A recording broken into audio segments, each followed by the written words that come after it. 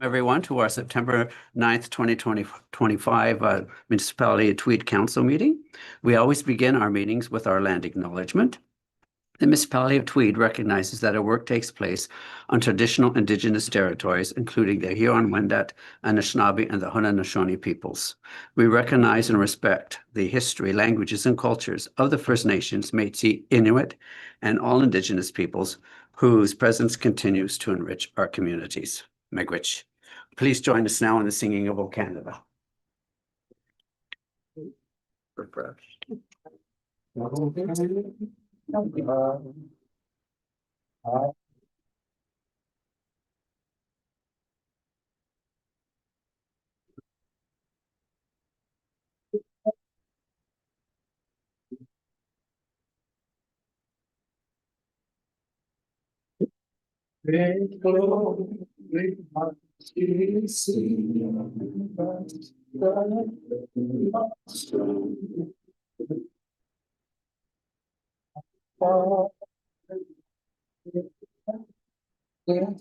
We stand when God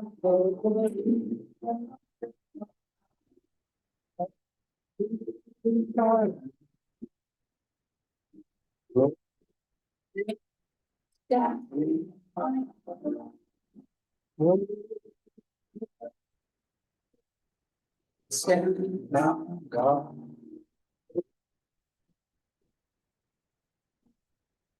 Oh, stand on God.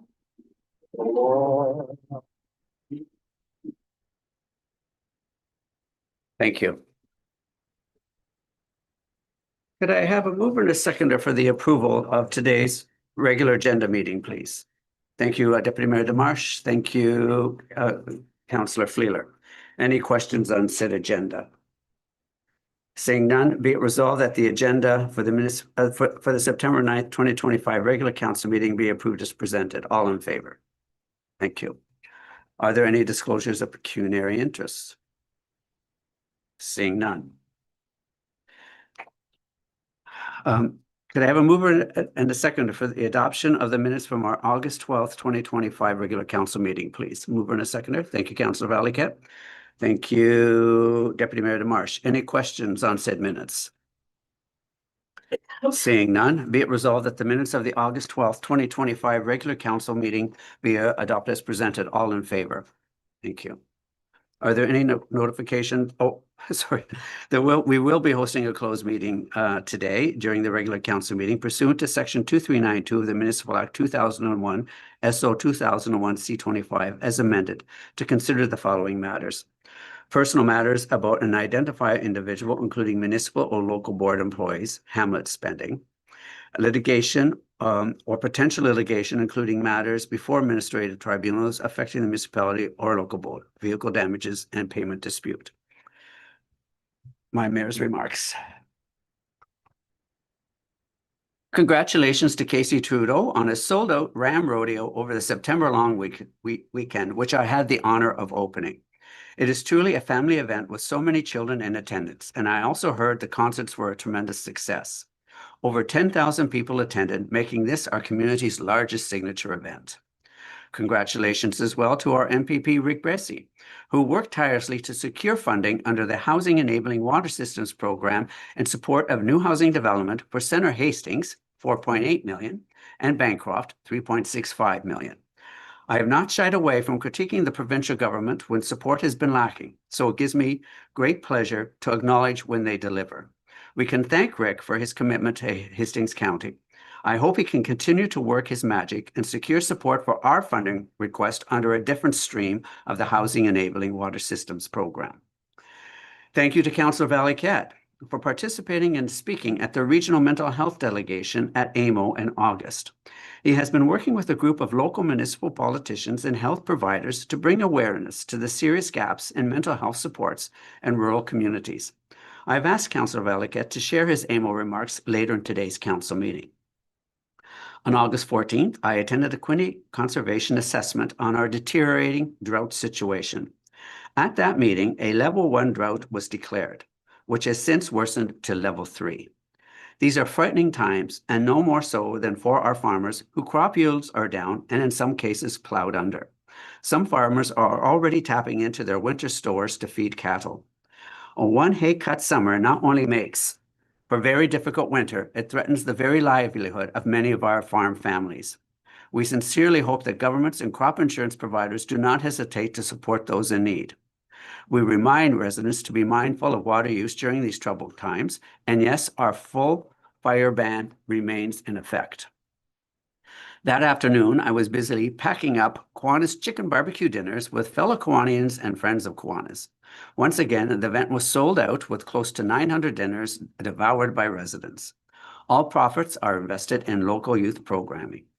On the 21st, I chaired the Hastings County Planning and Development Committee, followed by the Finance, Property, and Personnel meeting. That afternoon, Councillor Valiquette and I attended the plowing match, while Councillor Fleeler attended the day before. Did anybody else get a chance to attend? Thank you very much, Deputy Mayor DeMarche. I couldn't get enough of the Tweed and Company Jersey Boys musical production, so on August 24th, Chuck and I made our way to the beautiful Bancroft Playhouse to take in another show. On the 26th, CEO Diskey and I had a preliminary meeting with Blue Circle Energy regarding battery storage opportunities. That evening, I attended an event where I met with Bonnie Crombie, leader of the Provincial Liberal Party. I'm thankful that she afforded me time to talk about the many issues and financial struggles facing our community. On the 28th, I attended the Hastings County Council meeting. On the 29th, I took Tara Pollock, administrator of Moira Place, for a get-to-know-you lunch. We are grateful for the Moira Place as a wonderful corporate citizen sponsoring many of our local events. They've been truly a wonderful addition to our community back since 2010, I think, close to that anyway. On September 2nd, on the 30th, I made my way to Marlbank for their end of summer barbecue and then off to the Ram Rodeo at Stokoe Lake Lodge. On September 2nd, I was joined by Deputy Mayor DeMarche, Councillors Fleeler and Valiquette, and CEO Diskey for raising a flag to recognize First Nations Truth and Reconciliation. On the 4th, Councillor Fleeler, CEO Diskey, and I spent the morning stuffing tax bill envelopes. Okay, Councillor Valiquette did show up at noon when we had finished, but no doubt his heart was in the right place. That evening, I attended my last Kiwanis executive meeting, followed by our Kiwanis general meeting. No, I am not leaving Kiwanis. I've just stepped down from the executive committee.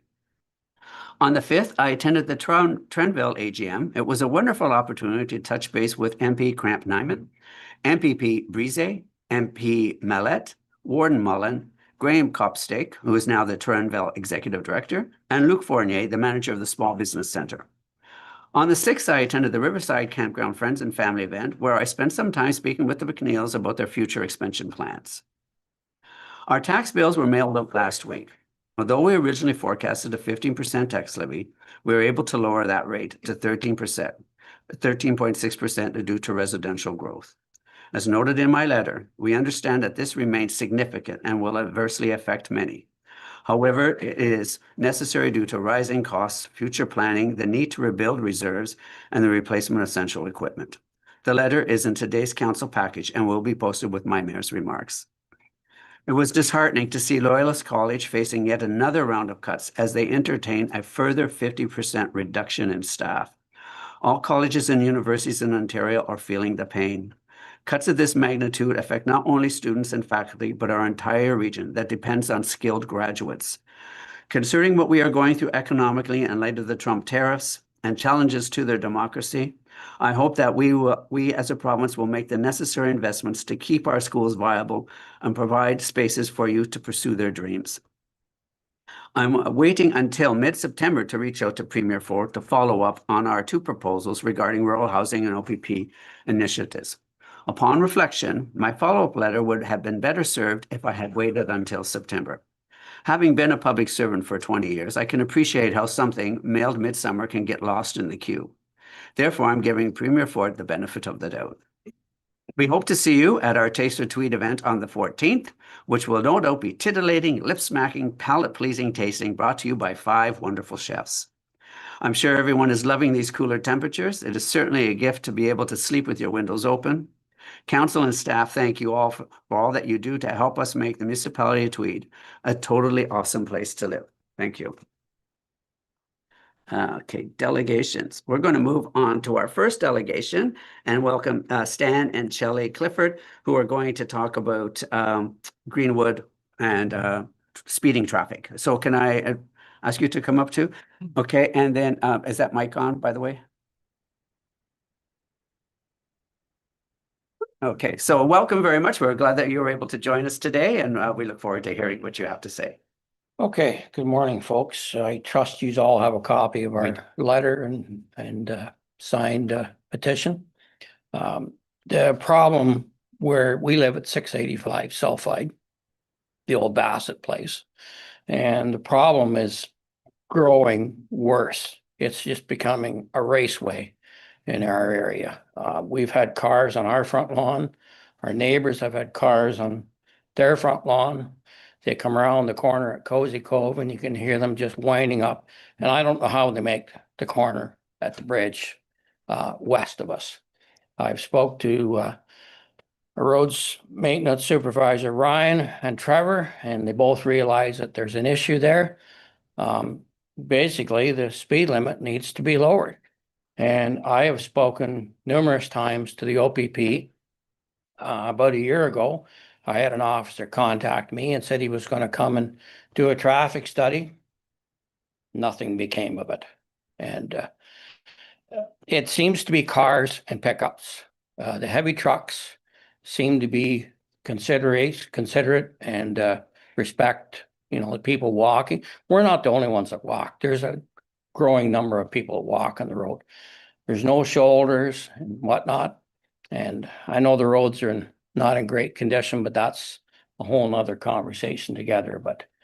But we would really consider that, because your consideration, if we could get that speed limit dropped.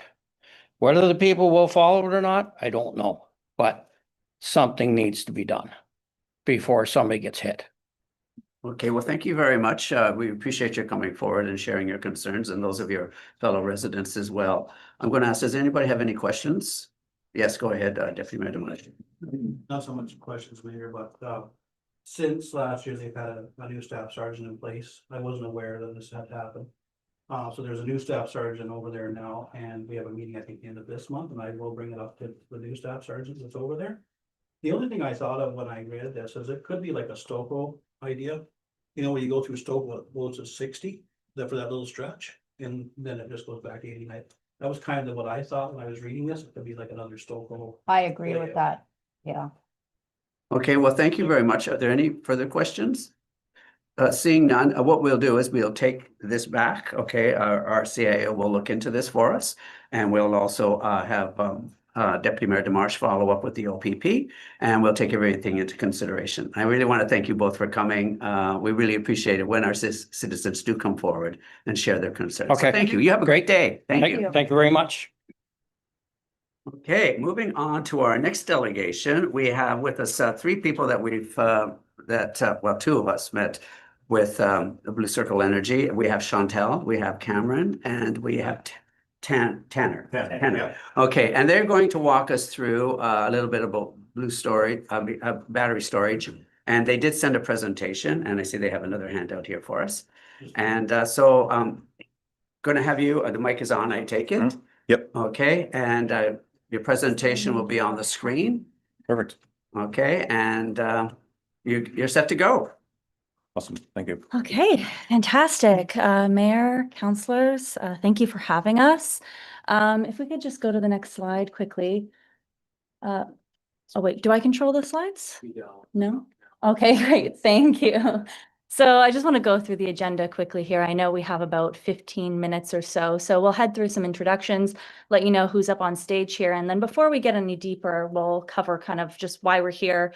I know you're somewhat familiar, folks in this room. Some of you are familiar with battery storage, but we'll go over that and then get into a little bit more about the companies that we're here with and represent, and then the project itself that we're proposing, and leave plenty of time for questions.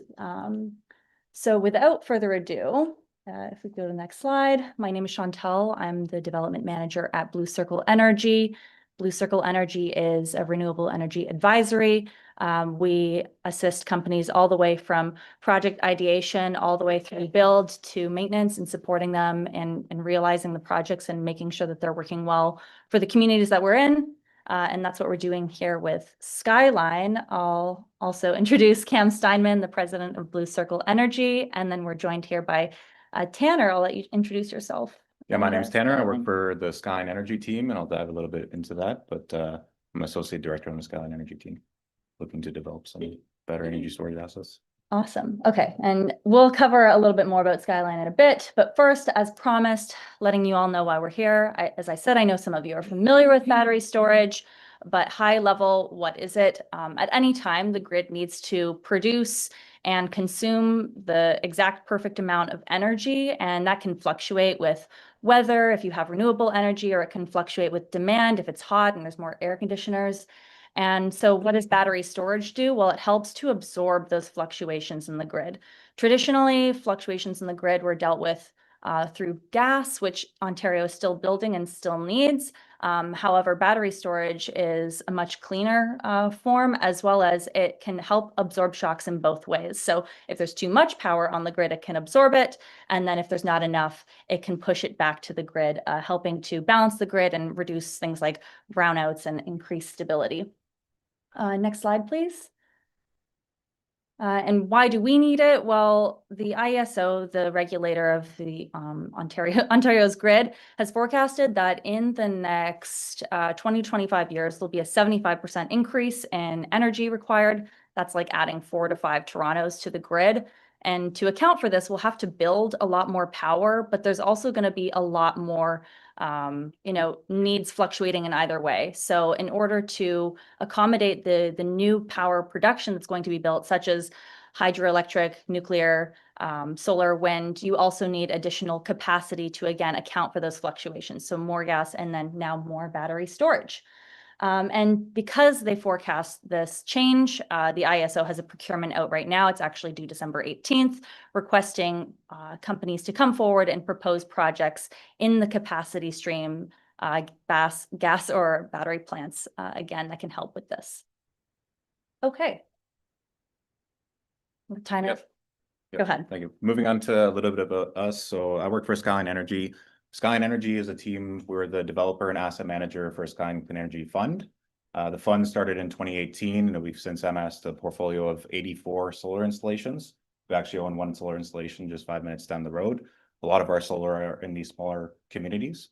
We also own 2 large biogas facilities. We're actually the largest biogas producer in Canada. And what we do there is we take organic waste, so food waste that you throw away in your green bins, for example, we take that and we process it and we generate electricity and natural gas out of that. We are also focused, our business model is focused on owning and operating these assets long-term. We're not a company that goes in there and buys an asset, tries to develop it and flip it for a quick buck. We're owners and operators for the long term, which is important for us because in terms of stakeholders, we need to make sure that we're engaging our stakeholders and we develop and maintain strong relationships throughout the whole life. This isn't, we're just coming in and trying to get your support for right now. We want your long-term support and a long-term partnership to build over time.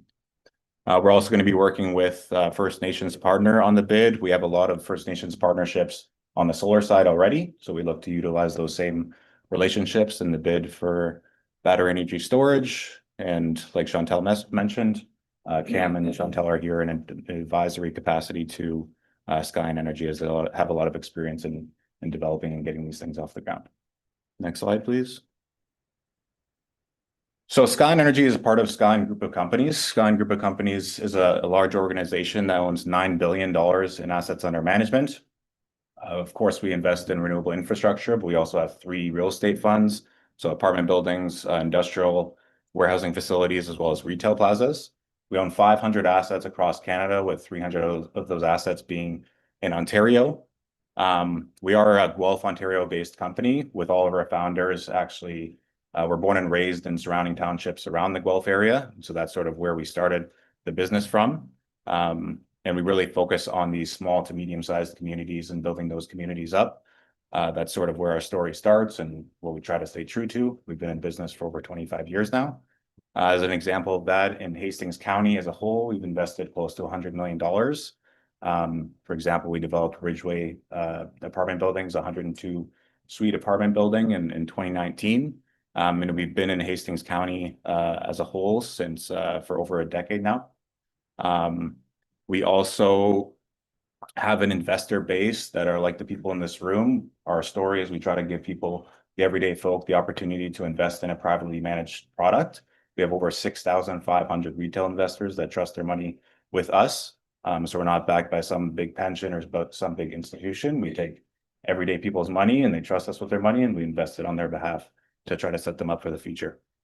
In addition to that, we have over 1,000 employees from coast to coast. We have building managers and apartment buildings to electricians that service our solar assets. Yeah, so that's a little bit about us. Awesome. All right, next slide. I already introduced Blue Circle, so I think we can skip through this one. Now the moment we've all been waiting for, talking a little bit about the project we're proposing. So it would be called Tweed BESS, or Tweed Battery Energy Storage System. This is a 40 megawatt project that we're proposing with an 8-hour duration. This project is situated perfectly so that it could connect directly with the existing Hydro One 230 kilovolt line. The size itself would be about 3 acres, so 75 or so 20-foot shipping containers is essentially how it would look. This image here is pretty close to what the site actually would look like, and then any power conversion equipment to get it to that Hydro One line, and then including the tree area cleared for safety and fire access. Might be about 5 to 6 acres total of site cleared. The technology that we'll be using is lithium iron phosphate. I'll talk a little bit more about that in a bit, but if we could head to the next slide. Some other things to consider here. So we chose this site kind of specifically because it meets a lot of the criteria I think are going to be important to folks here today. Again, it's very close to the Hydro One line. You don't need to build new roads or new lines to connect it over many kilometers to get it to Hydro One.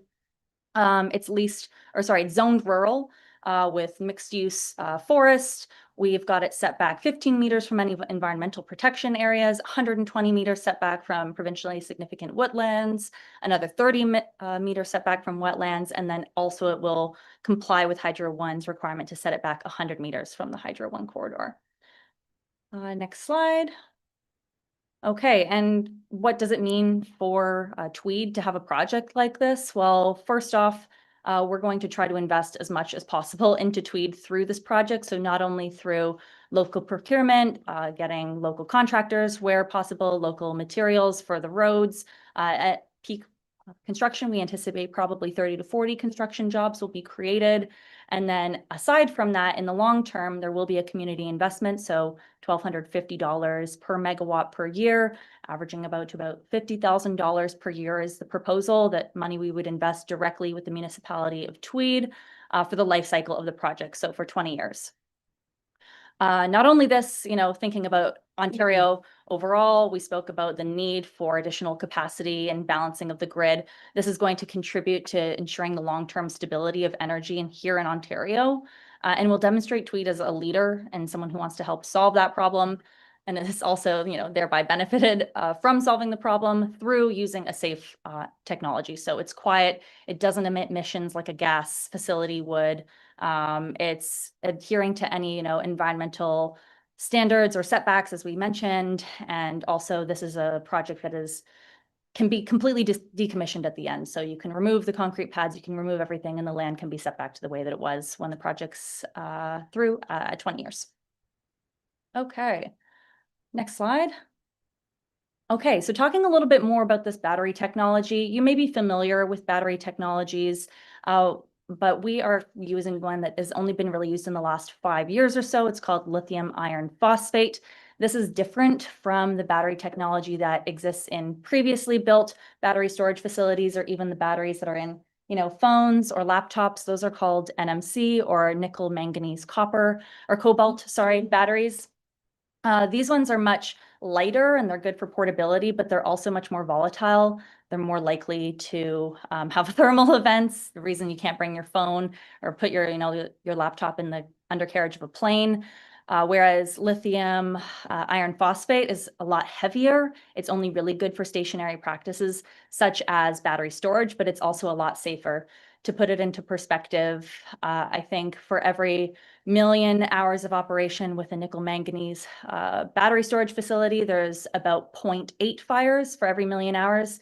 Whereas with lithium iron phosphate, there's 0.02 fires for every million hours. So a much significant difference in the safety of these batteries. We're also, again, as I said, really trying to invest local, invest in Canadian. So our leading contender for the batteries provided is Canadian Solar. They're a Canadian headquartered solar and battery storage manufacturer. They do produce their batteries and their solar panels in China, as do essentially all of these companies. However, they're headquartered in Guelph. They are traded on, the TSX and have lots of Canadians that are employed by them. Okay, next slide. Awesome. A little bit more about fire safety. Like, as I said, these are orders of magnitude more stable than traditional battery storage technologies, but you still have to be prepared. So we would both design these with UL 9540A destructive testing protocol. So that tests, if a fire does happen, how big does it get? And then we would use NFPA 855 to say, okay, depending on how big they get, how far apart do they need to be spaced, so that if there is a thermal event in any single container, that it does not spread to any other containers. In addition to this, there's active monitoring at both the cell and container level that would be managed by an operations SCADA, and that would be able to automatically shut off systems and also have remotely activated fire suppression systems in the case of any thermal events. In addition to this, final note, we'd be using ESRG.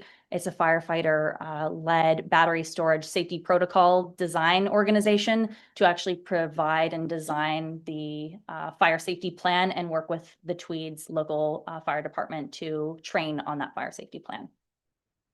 Okay, next slide. Yeah, moving on to the operations and maintenance of the asset of the battery energy storage asset over time. So we'll be using Anvil Crawler Development Corp, ACDC, who's actually a fully integrated member within the Skyline group of companies. And they have a ton of experience servicing electrical equipment and renewable energy technologies. They service all of our solar assets. So we'll be using them for battery energy storage as well, because they have a ton of experience in all facets, from the initial design phase and construction to actually operating and maintaining these assets. They've worked with large developers such as Panasonic and PowerBank. PowerBank's a large US developer of BESS systems.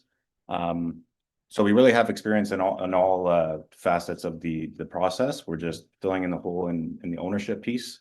So we're going to now be owning it, but we have experience in all other facets of the process. Okay, almost to the end here. Next slide.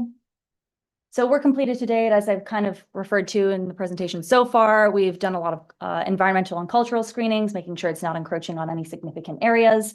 The noise analysis will also be following an NPC 300 rural noise standard. So that means there needs to be no more than 40 decibels at any nearby bedroom windows. 40 decibels is like the sound of a library. We anticipate we'd actually be far below that, to the point the project would be inaudible at any nearby houses, as the nearest house is 800 meters away. And we'd also, again, as I said, be drafting any of the safety plans in accordance with those fire regulations I had said previously. Next slide. So the project timeline, you can see there's a lot here front loaded in 2025. That's kind of all the work that we're doing now in preparation for submitting this bid to ISO in December, coordinating with the municipality of Tweed, coordinating with our Indigenous stakeholders, and then ultimately submitting the bid by its due date, December 18th. ISO will announce who has been awarded projects by mid-2026. At which point we would start the more involved and participatory design process, engaging Tweed kind of throughout the life cycle of that, and then moving into project construction in 2027 with a tentative project operation beginning in 2028. Next slide. If I may, before you move on. Yeah, that's the last slide. Okay, I'll go back to the previous slide. Yep. There is, my understanding is, like, when I follow through on your timeline there, what you're doing today is you're making a presentation you do have a client.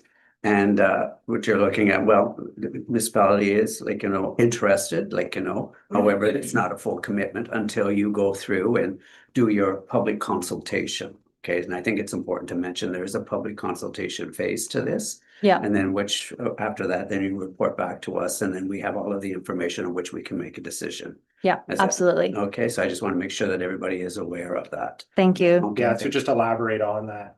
The ISO bid process requires an explicit municipal support resolution, right?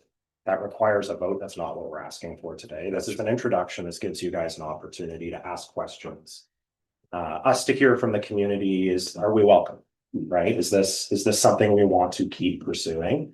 Projects like this don't work if there isn't balance on both sides of the equation, right? So that's the intent of this session. This goes well, then we'll advance to the public consultation. It'll be an open house or some sort of similar forum next month. And then we would come back to council in November, asking for that support resolution. You guys would be informed with what came out of that public consultation. You heard from your constituency on, is this something that we want to support?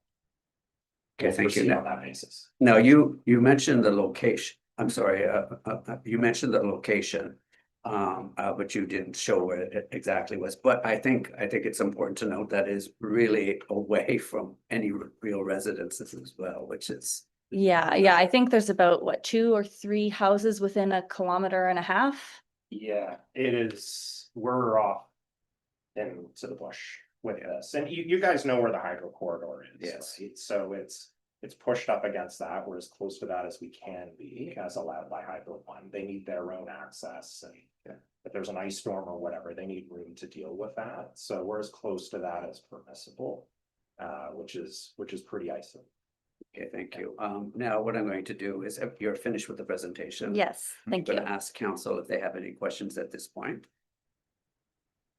Yes, Councillor Fleetwood, please. Well, your worship. To make sure your mic's on and speak into it. Okay, good. So who bears the cost for this? All the people who receive hydro bills? So what's the additional cost per person? So what's happening with the grid right now is we have massive energy generation, grid stabilization growth requirements. Well, I don't know if you can bring the slide back up, but it's like the second slide in the presentation. So we have big growth in those requirements, but we have a lot of assets on the grid that are coming offline. Okay, so we've got one more down there. We go, that one. Okay. So if you can see the green line there, right? That's the projected energy growth in the grid as determined by the ISO over the next 25 years. What those bars are is how much energy we actually have contracted on the grid right now. Okay, and you can see that it's starting to come down as old fossil fuel plants come offline, as the original contracts for wind and solar come offline. We don't have enough energy.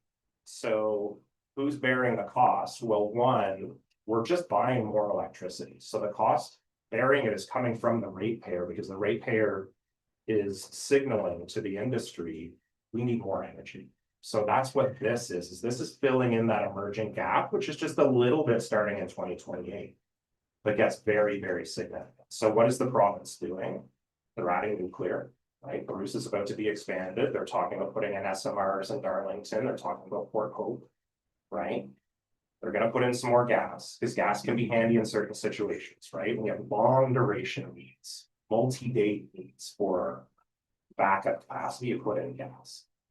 But the best way to deal with that sort of like minute to minute, hour to hour shock absorber of the system are these batteries. We used to do it using gas. Can you move to the mic? I should have had you. Sorry, soon. yeah. Sorry about that. Yeah, we used to do it using gas. Gas is extremely expensive right now. So this is a system that's actually more cost efficient for a specific use case in creating a shock absorber for the grid as we're expanding the system. The system needs to be expanded. So who's paying for it? We're all paying for it as ratepayers, but there's a greater ratepayer base happening because we've got data centers coming in, we got EVs that we need to charge, people are switching to resistive heating, all those sorts of things. So that's where that's coming So we still didn't get a cost, but, and I don't want to belabor this thing, but, you spoke about incineration as well? Did you talk? No. What did you talk that you had? So, They have biofuel. okay, They have biofuel. So is there an opportunity for you to look at incineration as well? We haven't looked at incineration. I think incineration will create gases and. Well, so this system emits hydrogen gas continuously. No, it doesn't. It doesn't? No. Well, I don't know of any battery that doesn't emit, An hydrogen LFP gas. battery under operating conditions does not emit hydrogen. If it is in a thermal event, so if something has gone wrong, it can emit hydrogen, but it emits 1/20th of the hydrogen per unit of weight of, I think, the lithium ion that you're thinking of, like your phone battery or an EV vehicle. So it's a small amount of hydrogen, and there's a venting system, there's a detection system with automatic shut off if there is any accumulation of hydrogen, but it's very small. It's not significant. So, okay, what about the safety? If one of these things catch on fire, you read continuously about these things catching on fire, they evacuate tens of thousands of people because of the gas emitted from the fire. No, I think you're thinking about an NMC battery. This is an LFP battery. It doesn't produce significant amounts of hydrogen, and what is produced is vented. It wouldn't be a major evacuation situation. The NFPA 855 standard requires us to space the containers such that there's not a cascading of a fire across multiple containers. So generally speaking, it would be isolated to one container. But there's comprehensive internal fire prevention and detection systems right within the containers. So there's an internal water or aerosol based fire prevention system that's within the container. There's a venting system, and there's comprehensive detectors as well.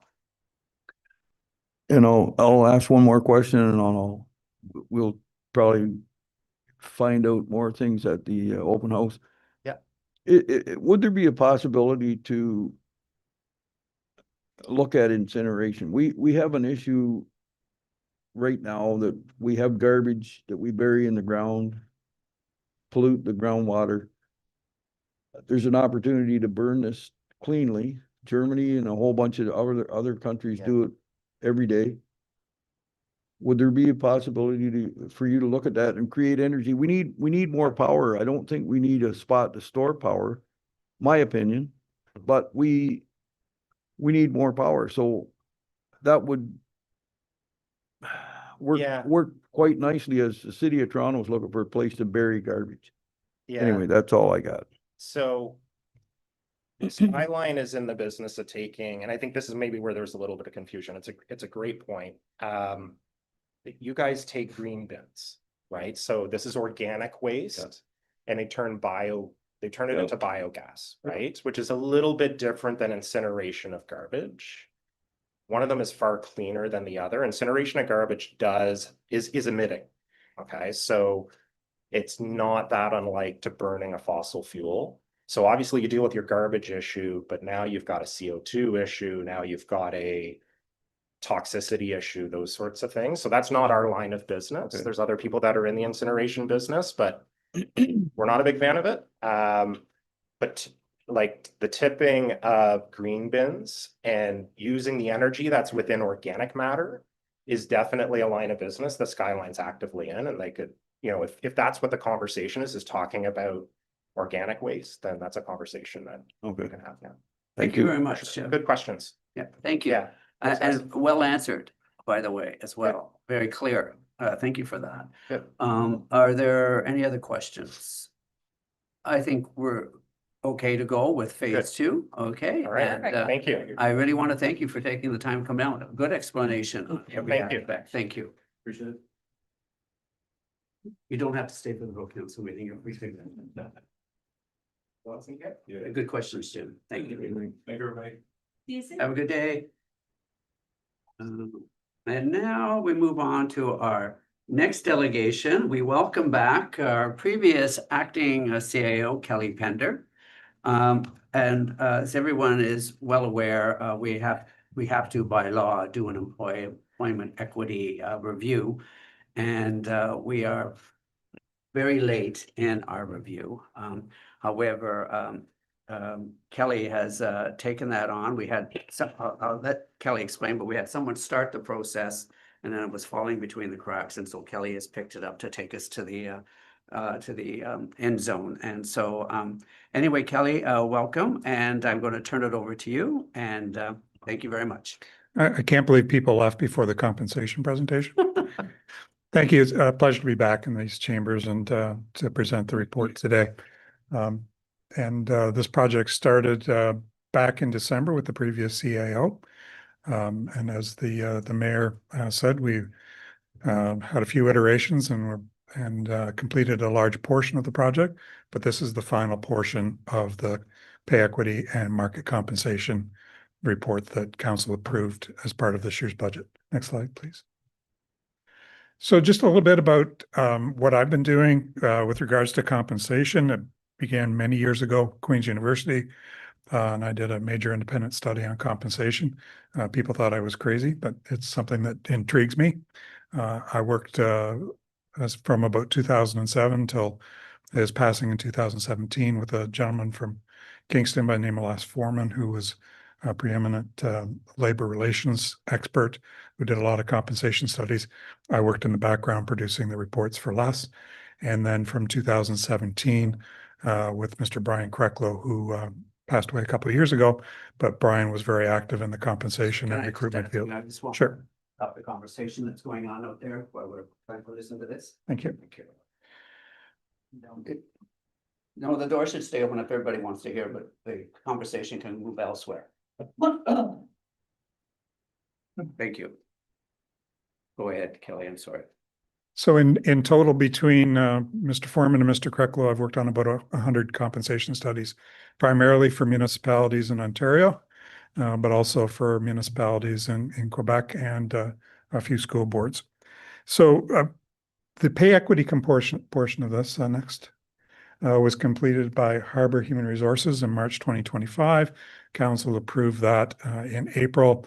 The posting period, that is the mandatory portion of the project under the Pay Equity Act. And council engaged myself to finish the market component. So we'll talk a little bit about, what is compensation. Next slide, please. So in simple terms, compensation consists of three parts. So internal equity, that's the pay equity portion that was completed by Harbor HR. Market compensation.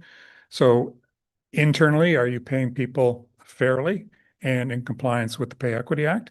And the market component is, are you paying people fairly in the marketplace? And, for municipalities, you compete for talent. Your competitors are local, your competitors are regional, and for some positions, they may be national or even international. So having compensation that is equitable in the marketplace and equitable internally is very important. The third part of this is basically your internal policies and procedures with respect to how people progress through the grids, how you measure performance, and how you encourage people to give their best performance. And that is reflected in your internal policies. Next slide, please. So the comparators were approved by council back in June. And picking comparators is a bit of art and a bit of science. So the data that we use is from the financial information returns for municipalities. And this is the best available data that we have because it's submitted by the municipalities to the province of Ontario, publicly published and available on the internet. Your competitors are local, for example, Center Hastings. Your competitors are somewhat regional, for example, South Frontenac. It's also important to look at municipalities that have a similar range of services. So most of these organizations, municipalities offer similar services. So the FIR is used, and we look at getting a balance of municipalities above and below the host municipality, in this case, the municipality of Tweed. And in rough numbers, you are in the middle of the pack.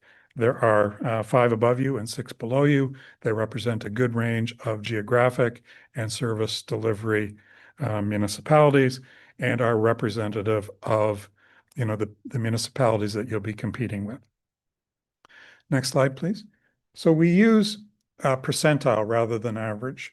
Now, percentile is, in simple terms, you know, the middle point between a group of numbers, rather than average, because average will tend to make the outliers stand out.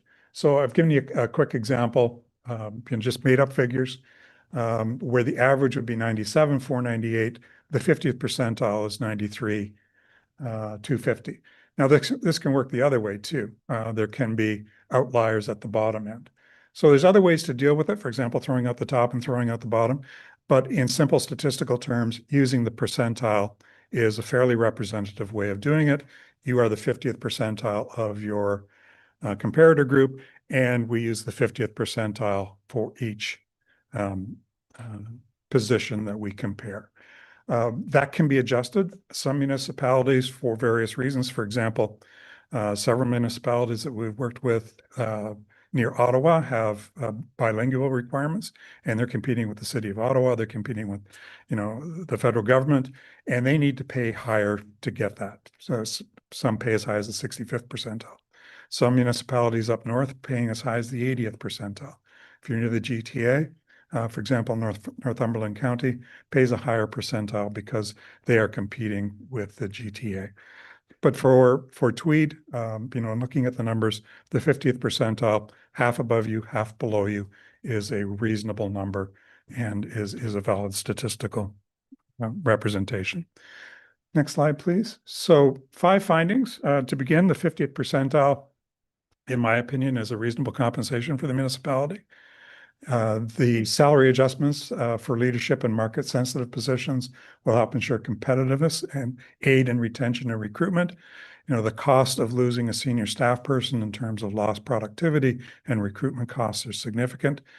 So minor adjustments on a regular basis can help you retain and recruit.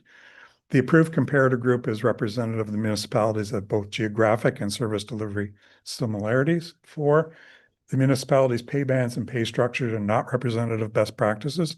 So, for example, your current pay band has 6 steps from start rate to job rate. And if you look at the percentage increases between steps, they're all over the place. And that leads to compression where pay bands start to get closer together and can lead to inequities in terms of how you're paying people internally. So the report does provide for a restructured pay band that recognizes pay equity, recognizes the market equity, and internal equity in terms of the fairness of how the steps are applied across the entire organization. And number 5, I highly recommend that you look at another study early in the next term of council.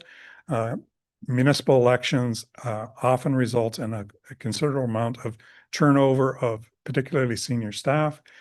And it's easier to make small minor adjustments on a more regular basis than to let it go 3, 4, 5, 6 years and have to make larger adjustments. The municipality is fairly lucky that you know, the adjustments aren't hugely significant this time, but they can and will change as us old folks retire, as market forces change, as the competitive market for senior staff increases. Kelly, may I just ask, when was the last time we did one? Do you recall? There was an internal one, 2017, 16. Yes, thank you. Yes. So the current state, next slide, please. On average, you were at the 27th percentile for the 19 positions evaluated. And just to be clear, positions that were evaluated were positions that had 3 comparators within the comparator group. So if there are only 2 comparators, statistically, that's not valid. 3 means there are 4 points of data that we can look at. So of those, there were 12 positions that were identified as being below the 45th percentile. And for pay equity reasons, and we're getting a little bit technical here, if if there is a male comparator in a band, and that position requires a market adjustment, then obviously the female positions within that band also need to be adjusted. So this maintains all of that as part of the overall study. So what we look at is between the 45th and 55th percentile, because you can never be exact, because that would result in individual pay bands for different people. Yeah. Kelly, on this, when I was reading it, in the way you explained it, that kind of cleared it up, but it's 27% for us. Is that above average or below average? I was trying to figure that out. That's below. Below. Yeah. So if you were the 50th, you would be right where you want to be. Okay, No I wasn't adjustments sure would- Which yeah. way 50 it went? Yeah. Correct. And there were 3 positions identified as being between the 45th and 55th, so bang on your market. And one more. And 4 positions were identified as being, and I emphasize the word marginally above the 55th percentile. So they, were dollars and cents above the 55th percentile. Next slide, please. So the current pay grid, as I said, is 6 steps, leading to job rate with a varying percentage. The lowest was about 2.39% between steps. The largest was 3.69 between steps. And the best practice is the job rate is 100, and then the 4th step would be 96, 92, and so on and so forth, so that it maintains that as you apply the cost of living. If you apply it to each step, you're going to end up with discrepancies. So the new system that I've recommended to the CAO will help maintain that strict 4% between steps, so that 5 years from now, you're not making more corrections, if that makes sense. So the inconsistency leads to the widening and narrowing of bands and unfair treatment. Councillor Valakat may get 2.39% and Councillor Palmentier may get 3.69% in any given year. So this evens it out, fewer steps, and fewer steps are also a recruitment advantage. Councillor Palmentier thinks he's worth that. He is, and I've voted in favor of that several times. Explains a lot. So the recommended pay structure, and this has been implemented at about 30 municipalities across Ontario, based upon the work of Mr. Foreman and Mr. Cricklow, is 5 steps leading to job rate and 2 extra steps. Now, the 2 extra steps are important because they will help you maintain pay equity, and they will account for 4 different occurrences that regularly happen in a municipality. So job rate being the highest that an individual can obtain under your normal policies and procedures. We add steps 6 and 7 to cover 4 eventualities. Additional pay for market sensitive positions. You've gone out to market twice, you can't get somebody, but you still need somebody, so you may go to step 6 or you may go to step 7. And just to be clear, steps 1 through 5 happen through the normal course of your policies and procedures through the CAO. Steps 6 and 7 need the approval of council. That's the recommendation. So additional pay for a market sensitive position could be step 6 or step 7 at council's discretion. Recognition for employees bringing more than the required skill sets to their position. For example, I once hired an engineer who was also an accountant. So he led both the finance department and the public works department and had deputies underneath. So we use the 2 extra steps for that. Compensation for assuming additional duties. This is typically an acting situation. So where, your boss is off and you're in an acting position. So this codifies that. And 4 additional compensation for assuming responsibility for a project outside the normal scope. So for example, you're building a community center and your director of public works or your director of parks and recreation is also managing that project. So it's going to be 18 months. It's going to be a very intense. Council could authorize the use of that. Oh, I'm sorry, please go ahead. Just one quick question. So with the 5 different steps, would the CAO be able to hire into step 3 at zero discretion? Typically, yes. And again, that's based upon, so if you are hiring, hiring for a position and the person had 14 years experience, you may very well put them at step 3. You might even put them at step 4.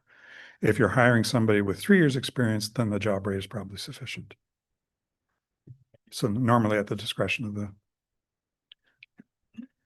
So the revised grid, next slide, is there, and the blue area, step 6 and 7 are there again at council's discretion.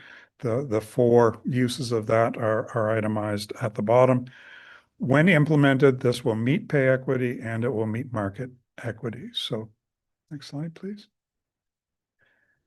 So finally, this will maintain pay equity. It will place all staff on a grid that has a job rate between the 45th and 55th percentile. And we like to say it's the going rate, not the highest, not the lowest, and that's your justification to the citizens. Within our comparative group, we don't pay the highest, we don't pay the lowest, we're right in the middle. It will assist with attention and retraction, improve consistency with the treatment of steps, provide flexibility to address exceptional circumstances, and the cost for a implementation on July the 1st, so retroactive July the 1st, is just over $27,000, just over $4,000 per month, which is less than what was budgeted for in the 2025 budget. Oh, sorry, go ahead, Jim. Sorry, I'm watching the side.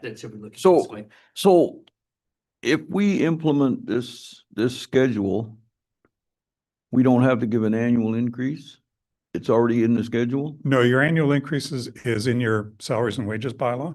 So council passed that at the beginning of your term. So those will, and maybe you can go back just a couple of slides to the grid there. So essentially you would apply cost of living to step 5, the job rate. And then step 4 would be 96% of that. Step 2 would be 92, 88, and 84. So your cost of living still applies to that because your competitors are adding a cost of living as well. Okay. Yes, go ahead, Jamie. Deputy Mayor. Mayor, you brought up, Kelly, we had a budget for that. I'm gonna ask the treasurer, what do we have in that budget? Just out of curiosity, I couldn't remember when I read it. Well, I think it was around 35. It was 130. 130. Oh, okay. I guess we moved that one. Okay. Thank you. Just one final comment, just a big shout out to the participating municipalities. It was summertime, a lot of vacation time, and the CAOs, treasurers, and human resource staff at the 11 competitors did yeoman work getting the data and providing clarification where I needed it. So big shout out to your competitors. Any other questions of Kelly? Thank you very much. I mean, long overdue. I'm glad we got this behind us. We keep ticking off all of these things that we need to do, and I'm glad that we're moving in that direction. So thank you very much. No, thank you. It's a pleasure, as always, Nice to working see you again. with Tweed. Thank you. Thanks, Kelly. Okay.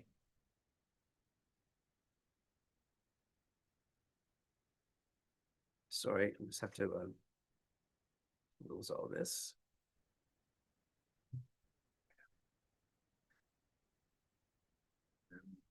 Okay, we should be good. We should be good. Okay, could I have a mover and a seconder to table the update from the CAO, please? Thank you, Councillor Palmetier, and thank you, Councillor Fleeler. Over to you, CAO Diskey.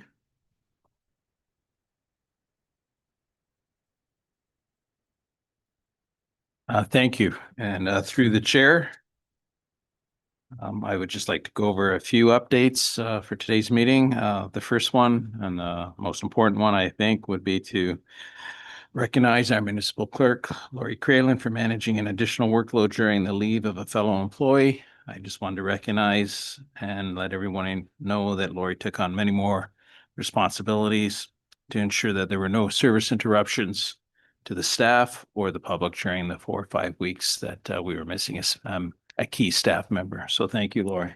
Thank you, Lori. On August 15th, 2025, this year, Ryan Reed, our manager of public works, and myself attended a Circular Materials Ontario virtual meeting to discuss options for including ICIs, which are institution, commercial, and industrial organizations for curbside pickup of the recyclables.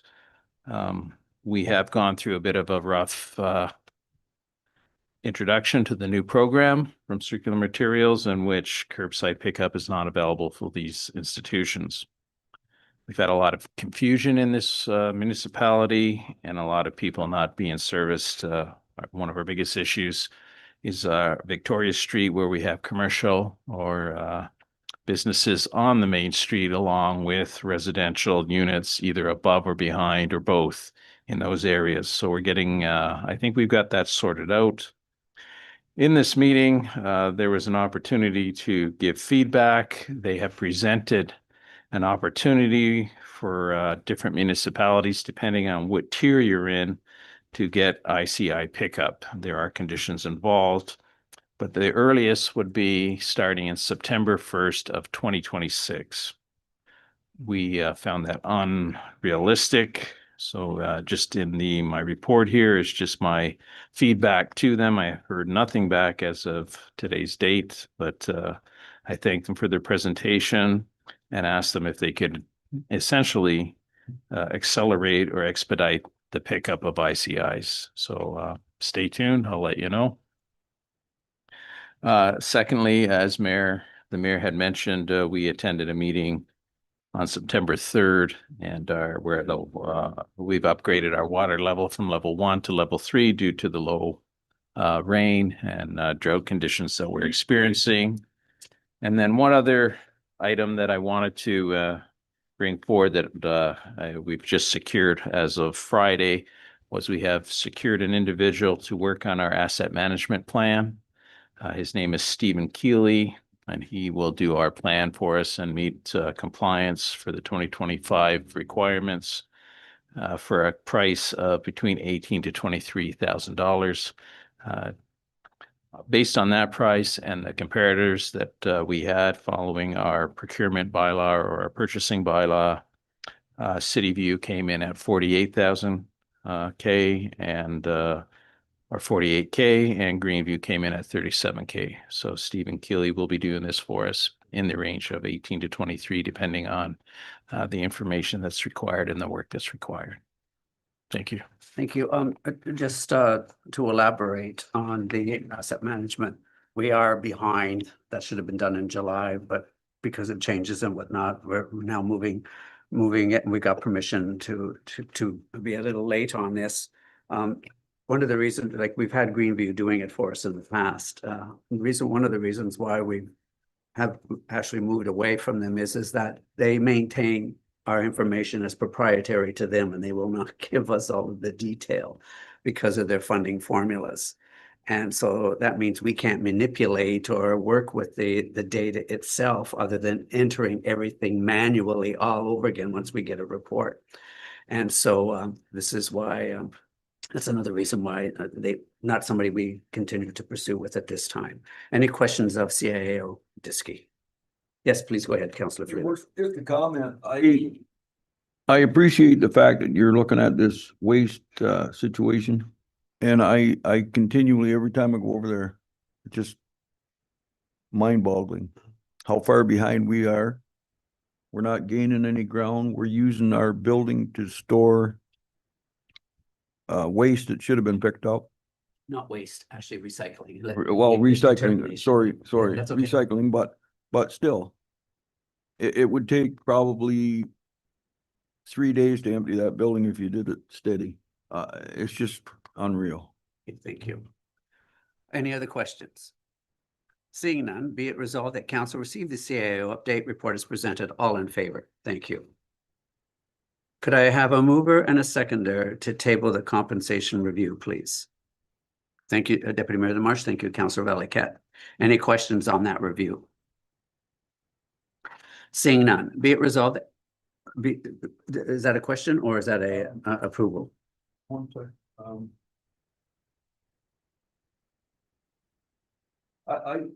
I personally think we should sit down and look at this before we pass it. That's my opinion. Go But did you, did you not get an opportunity to look at all of this? Yeah. But I think. I just don't agree that we just get presented this, we read it, and that's it. I think we should have a discussion. My opinion, but if I lose that, I lose it. Anybody else? Yes, please go ahead, Councilor Palmetier. Excuse me, regardless of this being held back or like us being behind and having to do this, I think it's really important that our staff know that we're making sure that things are fair. Yeah. Nothing works here without them. Mhm. We have good staff. Like, this is just a step. This is just a step to helping ensure our staff feel that they're being paid for what they provide. So this is a simple step for me. And I think we all did have an even more detailed report in advance on this as well, so. Okay, any other questions? Comments? Seeing none. Be it resolved that council approve the contents of the report presented by KG Pender Management Consultants and the recommended changes to wages and salaries as effective as of July 1st, 2025. All in favor? Thank you. Okay, moving on to Public Works. Could I have a mover and a seconder to table the Public Works Department update of September 9th, 2025? Thank you, Deputy Mayor DeMarche. Thank you for raising your hand there. And thank you, Councilor Palmetier. Over to you, Ryan. Through the chair, I'll just give a brief overview of kind of what's been going on with the department recently. So we've had a couple documents go out on our website as far as a request for quotation for winter maintenance equipment that closed Friday. Also a request for 2 tandems to supply some snow plowing services this winter as well. We completed first aid and CPR training with some of our staff. We completed our crack sealing venture. We completed nearly 20 kilometers of total material put down. So I feel that should save us quite a bit of money in the long run with regards to road maintenance. Rapids Road's currently being worked on as we speak right now. So surface treatment should be done hopefully today or by the end of tomorrow. That's a 600-meter stretch that was approved at the capital budget. Stoko Sand Dome, the repairs have been completed on that. Culvert replacement, we have 3 that are currently in and a couple more to complete. Bridge maintenance, all of our bridges have been gone around this year. We've completed sweeping, washing, vegetation's all been knocked down. We're going to go back after we're done Rapids Road and start backfilling some of the washed out areas and continue with our bridge maintenance. Any bridges that did need crack sealing were completed as well when that machine was here. Queensboro, Kinlan, and Rocky Altar Bridge are now complete. We just got all their letters of conformance in last Friday, so we're reviewing them with any questions we have internally. And so we should expect invoicing this week and start setting up some times for installation for at least Queensboro Bridge this year. And then same old for grass cutting, sign replacement, cold patching as needed, ongoing.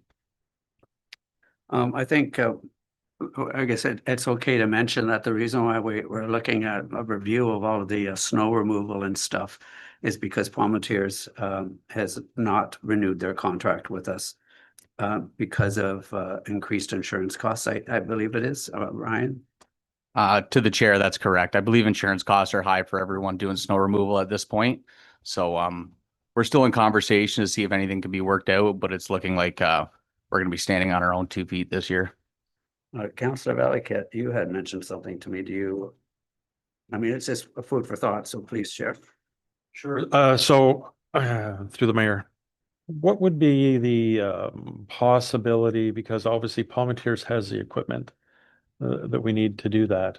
What would be the possibility of leasing their vehicles from them? So they would come under our umbrella of insurance. They would be their vehicles, they would look after servicing, and then to build on that, because, and I know we've probably spent our snow removal budget for this year, but then bring on their drivers, operators as temporary on-call employees. I'm just, Through the chair to Councillor Valakat, we're exploring every option we can right now just to have some sort of backup in regards to snow plowing. We're looking at insurance options, different ways of doing things, and that might be one of them. So. Thank you. Thank you. Yes, Councillor Fleeler. So we had a tender out for snowplow, outside snowplow removal. Did we get some tenders? Through the chair to Councillor Fleeler, there was no submissions on that. I didn't think there would be. It's insurance. Yeah. Let's keep killing everybody. Okay, any other questions? Yes, go ahead. I'm just going to. Your worship, along with Councillor Valaket's, and I think you hit the nail on the head. Would there be an opportunity to hire Stephen Palmetier to assist us with this kind of thing? And I think you already hit that. I think you already talked that. Yeah, through the chair to Councillor, yeah. Fleeler, yeah, we are looking at all options to, make sure something works for this winter. CAO Diskey. Yeah, through this chair, I'll be bringing a report forward quite shortly, amending the counselor job description to add snow removal to it.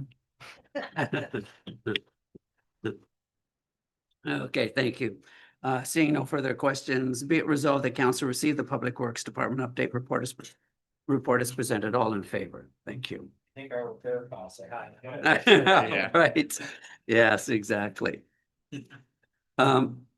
This is looking to award contract 310-2025-03. Could I have a mover and a seconder to get that on the table, please? Thank you, Councillor Valakat. Thank you. Thank you, Councillor Deputy Mayor DeMarche. Any questions on that? Yes, please go ahead, Councillor Valakat. Through the mayor, and so more a question about process. Maybe I know it's probably built into policy, but just for everybody's knowledge. So we had a bidder that came in best price. But my understanding is that bid was sent 2 minutes before it closed, which I think confirmed happened. And we received it 1 minute after. So Through the chair to Councillor Valakat. So yeah, if it's submitted on our end, or received on our end after 3 o'clock, so it came in and it was stamped at 3:01, we can't accept that tender unless we break our own procurement policy. So that's why we brought forward a non-compliant submission there. What we're doing is we're operating within the guidelines that we have determined that we must operate under, unfortunately. Yes, Councillor Palmetier. Just a question for myself. Do we still accept like handed in or paper tender? Okay, thank you. Through the mayor to Councillor Palmetier, yes, we do. Yeah. What's the matter with your voice? For you. For you. Okay, any other questions? Yes, exactly. Be it resolved that council receive the award of 310-2025-03 report as presented, and further the council direct staff to award 310-2025-03 contract to Brain Brothers Excavating Limited. All in favor? Thank you. Could I have a mover and a seconder to table the request to purchase snowplow equipment for a new pickup truck? Mover and a seconder, please. Thank you, Councillor Valakat. Thank you, Councillor Palmetier. Over to you, Ryan. Through the chair to all of council. So I've sat down with Trevor and Jordan. We've kind of gone over what it's going to look like to deploy our winter equipment this year. I believe that we're going to be able to take on the village ourselves with our 2-ton, but with that 2-ton being tied up, now we need to focus on getting another backup for it as well. So that's where our new pickup truck we bought this year would come into play. So we could deploy that to, say, our load restricted bridges now. Our 2-ton sitting at around 8-9 tons shouldn't be going over those bridges to provide maintenance. So this other vehicle would get in there safely, alleviate any kind of safety concerns we have for our operators, and then pick up some of the more rural routes and help us get this done quicker.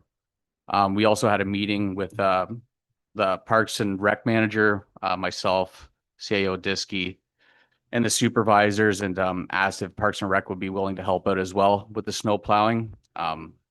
They were good with that. They said they would help, and they said they'd be willing to put a snow plow on their 1 ton as well to alleviate some of the pressures of public work. They would be going around essentially doing what's in the village that Palmatiers did before, and then helping us with that.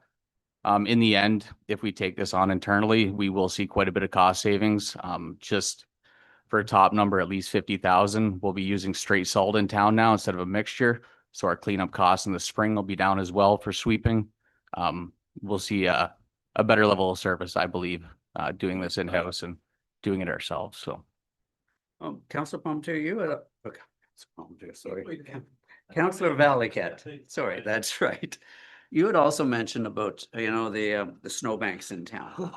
Okay, one of the things we pride ourselves on, we probably have one of the best kept clean municipal streets of anybody around here. And removing the snowbanks, was it Palmetier's particular thing that we use, and can we get that from them to use, or go ahead? Through the chair, we are still trying to explore that option. I believe Palmetiers did a great job with the snow removal in town. If for whatever reason their insurance doesn't allow them to help us with that, then we're going to have to take that on ourselves as well. It'll go from a 1-night venture to about 3 nights in a row with all our staff doing it. So I'm hoping they're able to come up with something, or we can work together to find a solution for them to continue to do it. Thank you.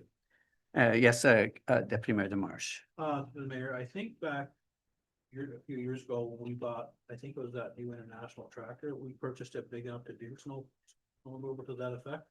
So I just want, because you weren't here at the time, so I think that's the reasoning why we bought such a big tractor at the time. Yeah, through the chair to council, we do have the option to put a blower on our tractor. Obviously, it's not going to be as big, move as much snow as the other one, and then we'll have to look at a capital cost possibly in the next budget. We can look at a blower for it, but also to keep in mind with that flail arm that's on the side of it, we have to basically unhook that whole thing somehow, which weighs an immense amount of weight, and get it off, and then hook this snow blower up to the front as well. I'm getting off topic. Anyway, we could look at something like that and get that done though, and do that internally as well in the future. Yes, Councillor Freeland. And I know, your worship, thank you. I know Ryan's looking at all the options, but there again, if we had an opportunity to lease that piece of equipment from Palmetier, like it's there. We could, yes. Whatever. Thank you. Okay. Any other questions? Yes, Councillor Valiquette. So is there value in waiting till you work out the fine nuances of leasing something or incorporating somebody into the fold before we go and buy a big one of those cities? Through the chair, just a reference right off the top. So this year, we currently have 2 tandems off the road. So we're starting with 2 less trucks to start the season. One didn't make it through safety. The other one's bill was going to be over $60,000 to repair, and it was our oldest truck in the fleet. So we made the judgment call to take them completely off the road.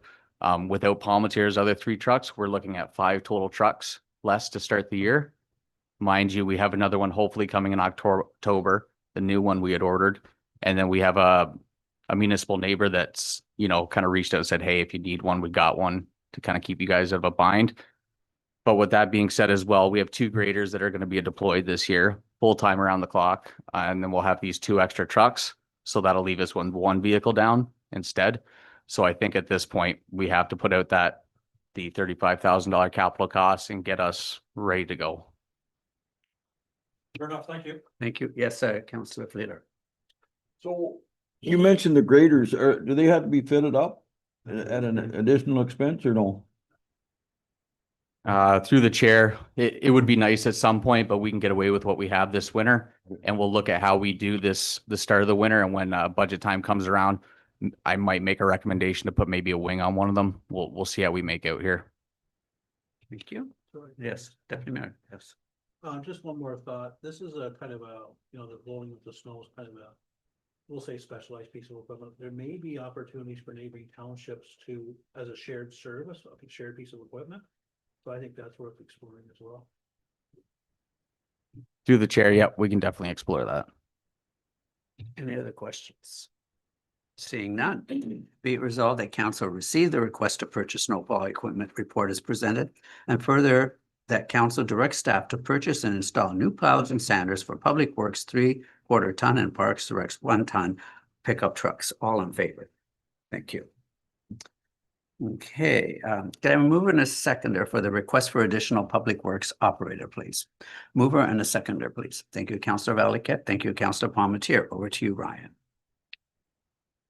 Through the chair, I believe last fall I brought forward the recommendation for an additional public works operator. It was passed that I would come back and look at this again after summer students were over and right before the fall. At this point, again, this is all kind of comes back to our winter maintenance. Without the additional 3 operators that Palmetiers are going to provide, we need somewhere to backfill that and have staff who can work and get this done on time. We're already going to be short equipment. So we need to have extra staff that when they get to their driving hours, one can pop in and fill that need. A lot of our staff through the winter season, they don't take time off. They're in there when they get called, and a lot of them feel obligated to come in whenever they do need to come in because they don't want to let the team down. And there's a lot of burnout through the winter, and staff are, good to come in whenever they have to, and they just need a little bit of support in the winter if one of them needs a day off because they're under the weather. So this would help with a lot of our, winter operations, a lot of our bridge maintenance stuff. It would just be good to have this in. I've done a comparative too with other municipalities. On average, our operators maintain 25% more roads than our neighbors, and it's a 3-to-1 for bridges. So our guys do 3 bridges to their ones that they maintain themselves. So. Any questions? Just Councillor Fleeler. Your worship, I don't know what to think. We've got 3 supervisory positions here for 9 guys. I don't, and then here we go again, taking it out of the gravel budget. I live on a gravel road. I wouldn't mind having the opportunity to have a little extra gravel spread on my road once in a while. I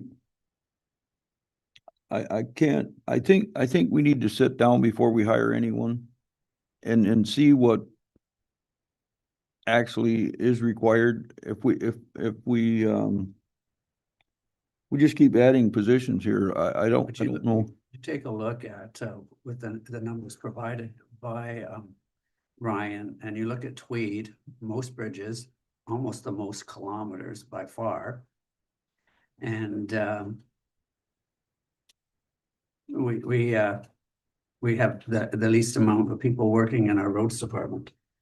Yeah, but if we put a part-time position in there for the winter, and did we not hire a person already this year for the person that was at the Parks and Rec? Did we not hire him full-time? Parks and Rec. No? Yes, Councillor Anyway, Palmetier. Oh, sorry. I'm sorry, you weren't finished. Anyway, I just Sorry. can't comprehend the fact that we just keep taking this out of the gravel budget all the time. If our estimates on gravel Out are, of the gravel, I'm seeing shaking heads. well, it's written right there. Rate to be funded from the gravel program.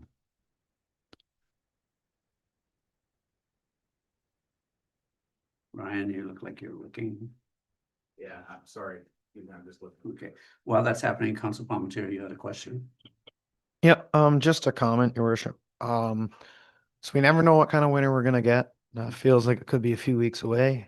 But the one thing that I had pointed out by staff once just in passing is that some of them do rely on the overtime as a part of the money they plan to make for the year. So I just don't want like some staff, I'm sure would love to have a normal week, but I'm sure there's other staff, maybe younger guys that want or need that extra money. The cost of living is high. So I just don't want it to take away from that. But with that being said, we shouldn't have staff coming in that aren't fit, and they should, whether it's illness or just sleep deprivation. So That's all. I just wanted to communicate that so that we were all on the same page, that that had been brought up in passing. But with that being said, the safety of our constituents is something that this council has pushed a lot for. And if that means keeping as many trucks as we have available on the roads, then I think we should. Thank you. Ryan, you were looking at something, or did you have a comment, or CEO Diskey? Through the chair to the councillor, Councillor Fleeler is referring to the motion that was made last year that I just put in the report. So it's not being funded from the gravel budget this year. Oh. Sorry, did you? No, it's in the motion from last year. That was the motion that was, I just, So they're changing that motion. I think you just put that in there to show that this was discussed at a later time. However, the funding of it is not coming as expressed in that motion that was originally tabled. Excuse me, it's contagious. Excuse me. Oh my gosh, any other questions? Yes, go ahead, Councilor. Through the CEO, do we have room in the budget? Like, what's our budget like for salaries at this point? The only thing that come to my mind was, some of what Councilor Palmetier said, Councilor Cleaver, but for me, it was, this should almost be a budgetary discussion. Because if it's not coming from any one line, it's gonna be budget affected. through the chair, that's correct. Next year it will affect the 2026 budget if this person remains on for the 2026 year. Any other questions? So we're looking at a part-time position, right? Is that what you're saying? Through the chair, what I'm saying is if we follow, or if the motion is approved by council, we'll be hiring a full-time individual that will start as soon as we can get them through the process. And then that will impact the 2026 budget as well, because we'll be carrying a new person into the 2026 budget. Any other questions? Comments? Be it resolved that council receive the request for additional works operator report as presented, and for the council direct staff to move forward with hiring an additional public works operator. All in favor? Thank you. Pass. Treasury. Could I have a mover and a seconder to request to waive interest and penalty on taxes? Cindy has provided, there has been a request that's come through, and it's primarily due to an estate. And then we have made these, we waived taxes in the past only to find out that that is not something that we by law are permitted to do. And she's provided a whole whack of information to support what she is saying. So I guess before us right now is, do we decide that we are going to waive them or not? And this is the interest on those taxes. My feeling is too, once the estate is settled, that means there will be obviously some money coming in to which would go towards the taxes and the interest at that time. But I think we're best to follow the guidelines to the municipal affairs and housing that direct us on how we can deal with it. Cindy? Yes, thank you, Your Worship. There's actually, council doesn't have the authority to waive interest and taxes on, or sorry, interest and penalty. Once the bylaw is established that we are going to charge interest and penalty is then deemed taxes. And in the Municipal Act, there's only certain reasons when you can actually waive or cancel taxes. And I've put them before you, and they're very limited. This would have to be extreme financial hardship. And that would have to be measured, and you'd actually have to go right to them and find out, get their income tax return and calculate that. This is not that case. And as I'm saying, like, the interest and penalty cannot be seen separate from taxes. And council needs to, or should really be in compliance with the Municipal Act. And I'm just saying it doesn't apply in this case. Thank you. Any questions or comments? Oh, sorry. Could I have a mover and a seconder to get that on the table? Thank you, Jim. Thank you, Councillor Fleur. Thank you, Councillor Valiquette. Thank you. Any questions of this? I was going to say CAO, Cindy, on this? Seeing none. Be it resolved that council receive the request to waive penalty and interest on taxes report is presented, and further that council does not approve the request to waive the penalty and interest on the property in question. All in favor? Thank you. Fire Chief, could I have a move and a seconder to table the fire department update as of September 9th, 2025? Thank you, Deputy Mayor Marsh. Thank you, Councillor Palmetier. Over to you, Derek. Through the chair. So we have, everybody's noticed we did get a little bit of rain. We're starting to get a little more dew at night, but we still, we've did a good tour of our township area, municipality, checked our water sources and stuff. Very slim pickings. There's a lot of mud. Most of the places where we would be able to get water, even real good places, are very slim pickings for drawing water now. That's the reason we have kept our full burn ban on right now, because as good as this, if we do get an incident, we have a long way to truck water, and the only really resource we have is the lake. And if we were in the northern section or down in the Marlbank area, where we do have water at Lime Lake, but it is even down there is getting harder for us to get at reach and do it.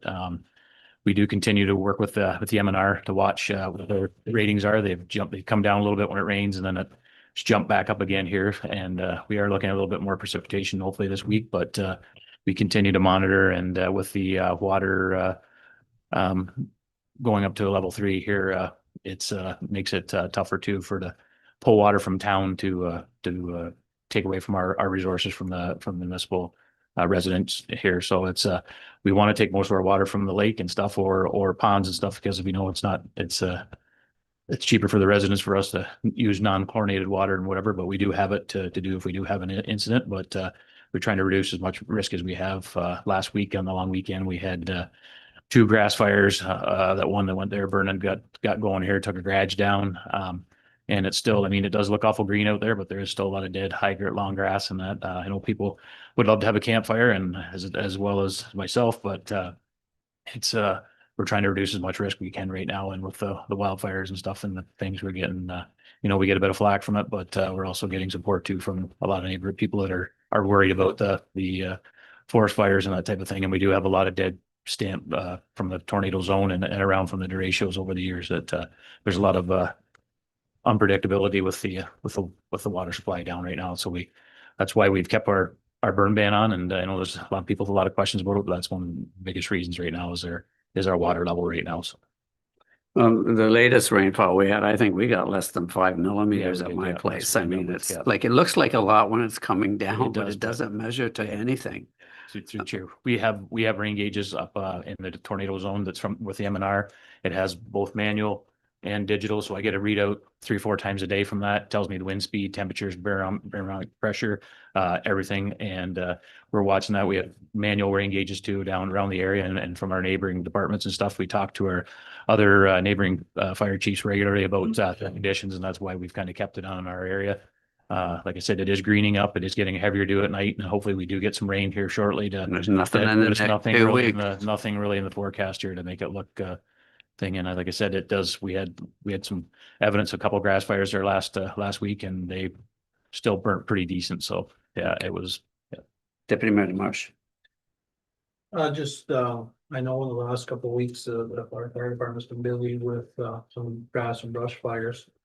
And even with a full burn ban on, they were still lighting brush fires and grass fires. Mhm.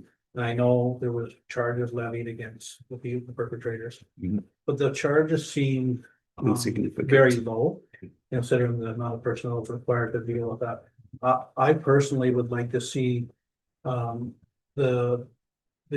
I guess the upper officers of the department review the monetary fines and penalties for such actions. Yeah. I think it's not much of a deterrent at this point, considering what the cost is of the taxpayer on carelessness. So for me, I'd personally like to see them come back with a more updated proposal to meet the costs.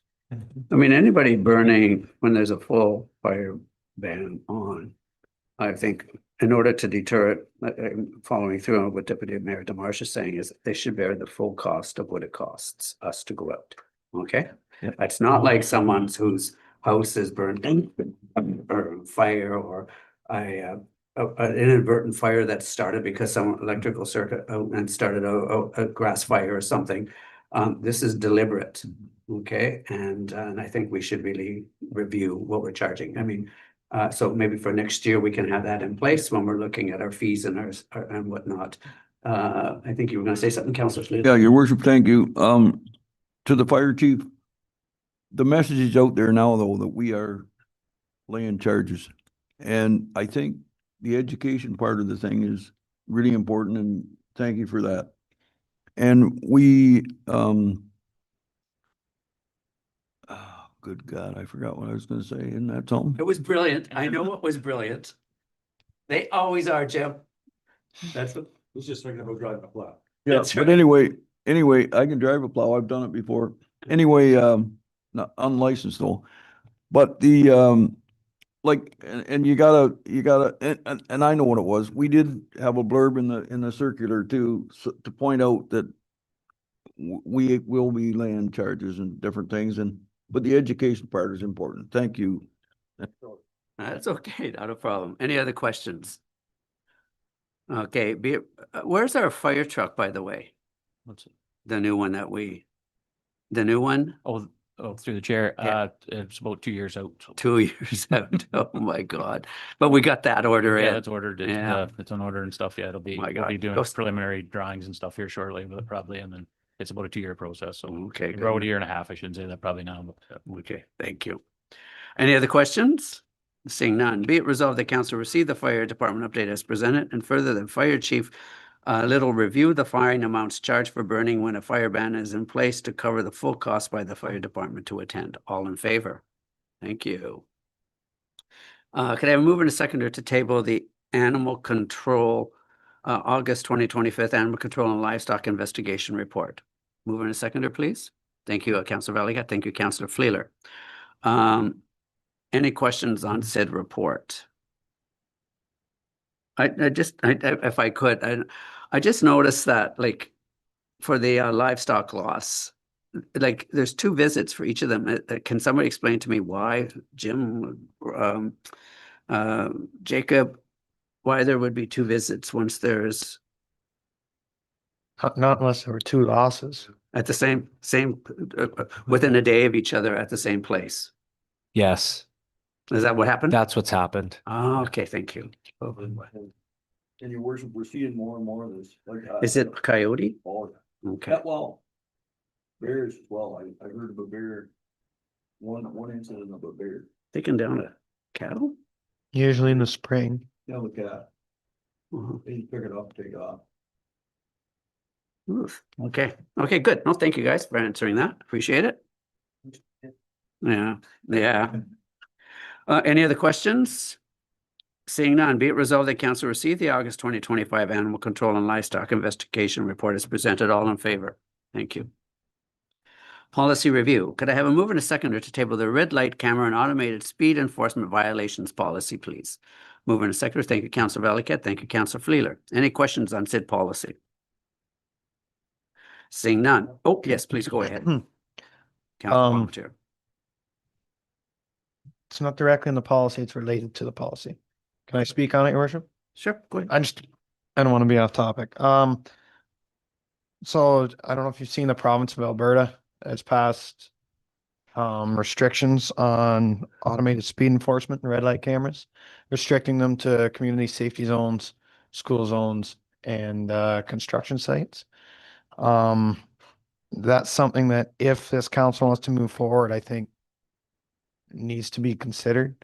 For one, I'm opposed to any kind of these cameras in our municipality. I don't think they're justified. However, I do think that if we were going to do it, we should follow along those parameters. Okay, well, you're right. You have migrated into something else at this point. So thank you for that observation. We won't continue that discussion. It is being under review right now by our CAO and will be coming back to us. However, in regards to this one, any other questions on the policy? Seeing none, be it resolved that council receive and approve the red light camera and automated speed enforcement violation policy as presented. And further, that council directs staff to bring forward a bylaw enacting this policy at a future council meeting. And further, all staff of the municipality to be made aware of the new policy. All in favor? Thank you. Committee board reports. Could I have a mover and a seconder to table the severance application B4/25, please? Are we okay? Okay. Oh, okay. Thank you. Severance application B43/25. A mover and a seconder, please. Thank you, Deputy Mayor DeMarsh. Thank you, Councillor Fleeler. Any questions on said severance? Quick to the, Lucas, is this the final step in this whole process, Lucas, on that one? No, this is kind of just the middle of the severance process. We'll be notifying the county of the conditions if council passes the resolution, and the applicant will receive his list of conditions that he has up to 2 years to complete. I'm sure he'll complete it quicker than that. Any further questions? Be it resolved that the Committee of Adjustment Planning recommend that council grant consent for severance application B43/25 with the following conditions. 1, all realty taxes are paid in full. 2, parkland fee is paid in the amount of $750 for the new lot. 3, road widening as required along the severed lot to conform to 33 feet from the center line of the traveled road rate, Louisa Street.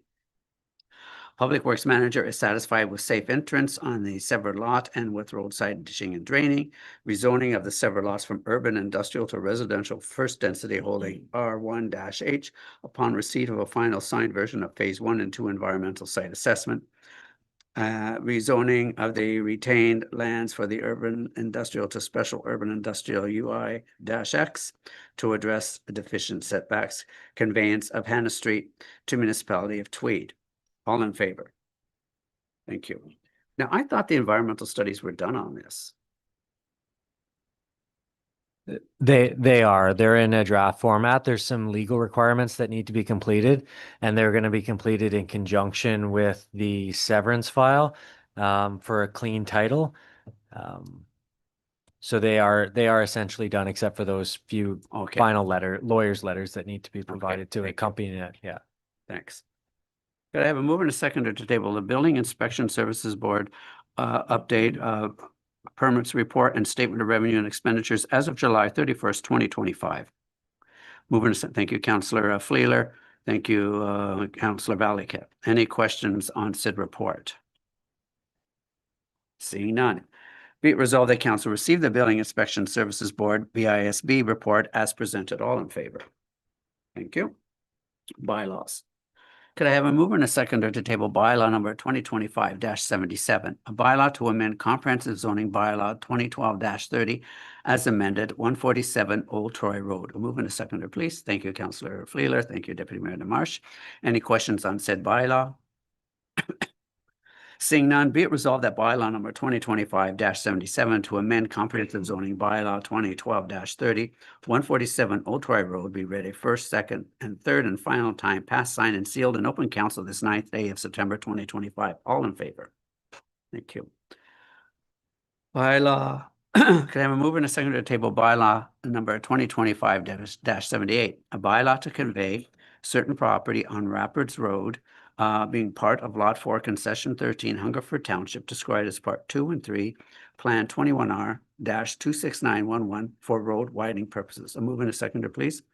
Thank you, Councillor Fleeler. Thank you, Deputy Mayor DeMarsh. Any questions on said bylaw?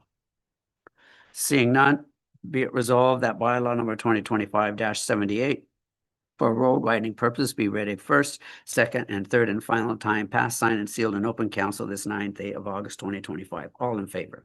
Thank you. Items for consideration. Okay. Okay, this is, do I have to read that whole thing? Or do I just read? No, I'm fine with reading. Okay. So could I have a mover and there's a mover and a seconder. Yes, could I have a mover and a seconder to table the options for appointment of deputy mayor, please? A mover and a seconder. Thank you, Councillor Fleeler. Could I have a seconder? Oh, sorry, I don't know, did you put, I called him Councillor Fleeler, so, okay. So, okay, we have Councillor Valiquette and Councillor Fleeler, thank you. Okay, first of all, I want to thank all of those who've taken the time and made the effort to submit their views on whether or not we should not have the deputy mayor as an elected position, but have it as part of council. Members of council select a deputy mayor. I think there's some confusion, some talk about how things might change on this. So first of all, I just want to acknowledge that we're grateful for all the letters, the pros and the cons.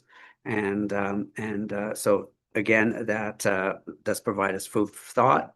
I'm going to open it up to council because we're going to be voting on this, and I want to make sure that everybody's comfortable with and we're all operating with the correct information. So does anybody have any questions on this that they would like to table at this time? Councillor Palmetier. So in the motion, it provides that, sorry, where is it? It will be the expectation all councillors will take one term as role of deputy mayor. The more that I digest this and I think about myself at 22 years old, when I first stepped into council, it may have been a deterrent for me to put my name out there. And so I'm not, and I've had other people who have ran for councillor positions in this past election say that they wouldn't want to take on that role at any point. So that I still am in favor of having an open election for the other 4 voting roles beyond the mayor. However, that piece of the policy is one that I'm opposed to. Thank you. Yes, Councillor Fleeler. Your worship, I'll just say if we follow the democratic process, this is already defeated. So there's more nays than yays. No, That I see. We make the ultimate decision. Yeah, I know, We but speak input. it, We represent 6,100 people in this community. We've heard from maybe 40. but we've offered it to the whole population and the word, even the word on the street. And they haven't put a letter forward. They're Doesn't matter, not they have in the favor. opportunity. We follow Yeah, process. that's right. We follow Pro 7. So it's not defeated. It is on the table and open for discussion, and then we can vote on it. Anybody else have any comments of anything? Yes. Councilor Palmetier suggesting change motion. Yeah, I'm just open to how the rest of council would view that option if somebody was to deny their year of responsibility, how that would be handled, or if it's just you must take it on, because as it reads, you have to take it on. And so that's all. Do you have a suggestion, or you want to let it stand as is, or? Well, I mean, Oh, everybody, please make sure your mics are on. Sorry Yeah. about that. if Councillor Palmetier is getting feedback that it would dissuade people from running, that they would be obligated to take a year's term, then I would be open to changing that to it would be offer. I don't actually have a wording for it, but jump in. Here's kind of what my thought was as we were going through this process. Because there are some municipalities that don't have a deputy mayor, period. The only time, obviously there's signing authority within our municipality. But the only other time is to chair meetings when the mayor is unavailable. And with that, it could be a rotating piece where someone could step away from their chance to chair. Now, there's also repercussions of that. The public sees this person doesn't take on the chair. Maybe they're not fit to hold a leadership role in the future, with the municipality. So I guess the only thought I had is if there's a purpose for the deputy mayor in a municipality of our size in general. That was my only other thought. Okay. That's a big modification to the motion. It's a very, very big. Yeah. Deputy Mayor Marsh. Is this mic working now? Okay, good. I do have a prepared thoughts, and I'll just read it the way I wrote it. At the January 28th regular council meeting, a motion was brought forward by Councillor Valiquette for proposed change in the way the deputy mayor is selected. This motion proposed that the elector would no longer elect their deputy mayor, but rather the deputy mayor be appointed by council themselves on a yearly rotational basis. Council at that time voted with a majority to explore the idea, its feasibility, and to engage public as to their views on the proposal by the way of an open house on the subject, which was held on May 27th for that engagement. Many attended that subject-specific meeting, and several delegations and letters were received. And to date, further correspondence has been received from voters. The response from these interactions is clear. Just under 70% of respondents felt that our system worked best as is, and they wanted to exercise their right to vote for deputy mayor and felt it was a system that worked as it should. Within the few municipalities that do employ the appointment of a deputy mayor, they are composed of a ward system designed to spread the balance of power between wards. In the municipality of Tweed, we are in an at-large composition. All 5 of us represent each and every resident equally. So the spreading of the power is not necessary and is superior as the entire municipality is represented by 5 people, just not 1 or 2. It has been acknowledged just how important the role of mayor is, and every bit of that importance becomes the role of deputy mayor should the mayor become unavailable. As the one currently blessed with the public trust with this responsibility, I can unequivocally tell you that it is more than just a title, and that I get very busy in the mayor's absence, a role I signed up for and I take so very seriously. Things that generally go unnoticed by other members of council or the public, but it's important that the public have their trust in council, and that's the one that they built. I have every confidence in our voters that they will elect the team that best suits the direction that they want to go. And I respect that process with every ounce of my heart. And while some can argue that good candidates may be lost, it's not for me to pick who's a good candidate and who's not. That belongs to the voters. Since amalgamation in 1998, the deputy mayor position has never been acclaimed, thus stating just how important this role is to our voters. It is important to me that I listen closely to my constituents and put my first personal feelings aside in my decision-making, and I'm here to represent them. They have spoken, and the result was clear: to leave the position as is, elected by the public. I ask that this resolution contain the total number of respondents that support the change and the total number of respondents that oppose the change. And I'm also requesting a recorded vote. Okay, any other questions? Okay, so, yes, please go ahead. So just to Councillor Palmetier, you don't want to change the motion?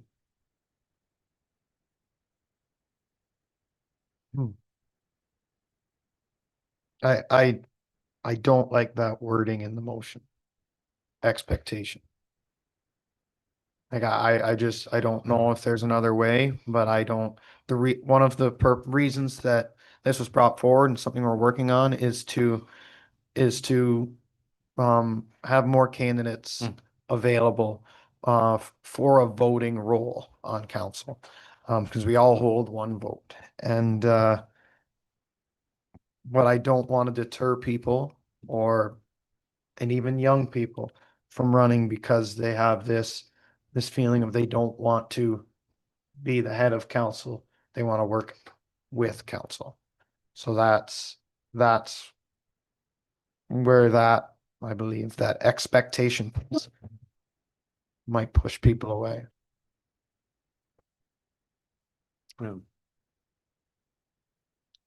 So are you looking at saying that, for example, that everybody would get their turn, but if they do not feel comfortable, they do not have to accept it and moves on to the other person? Is that what I'm just trying to understand?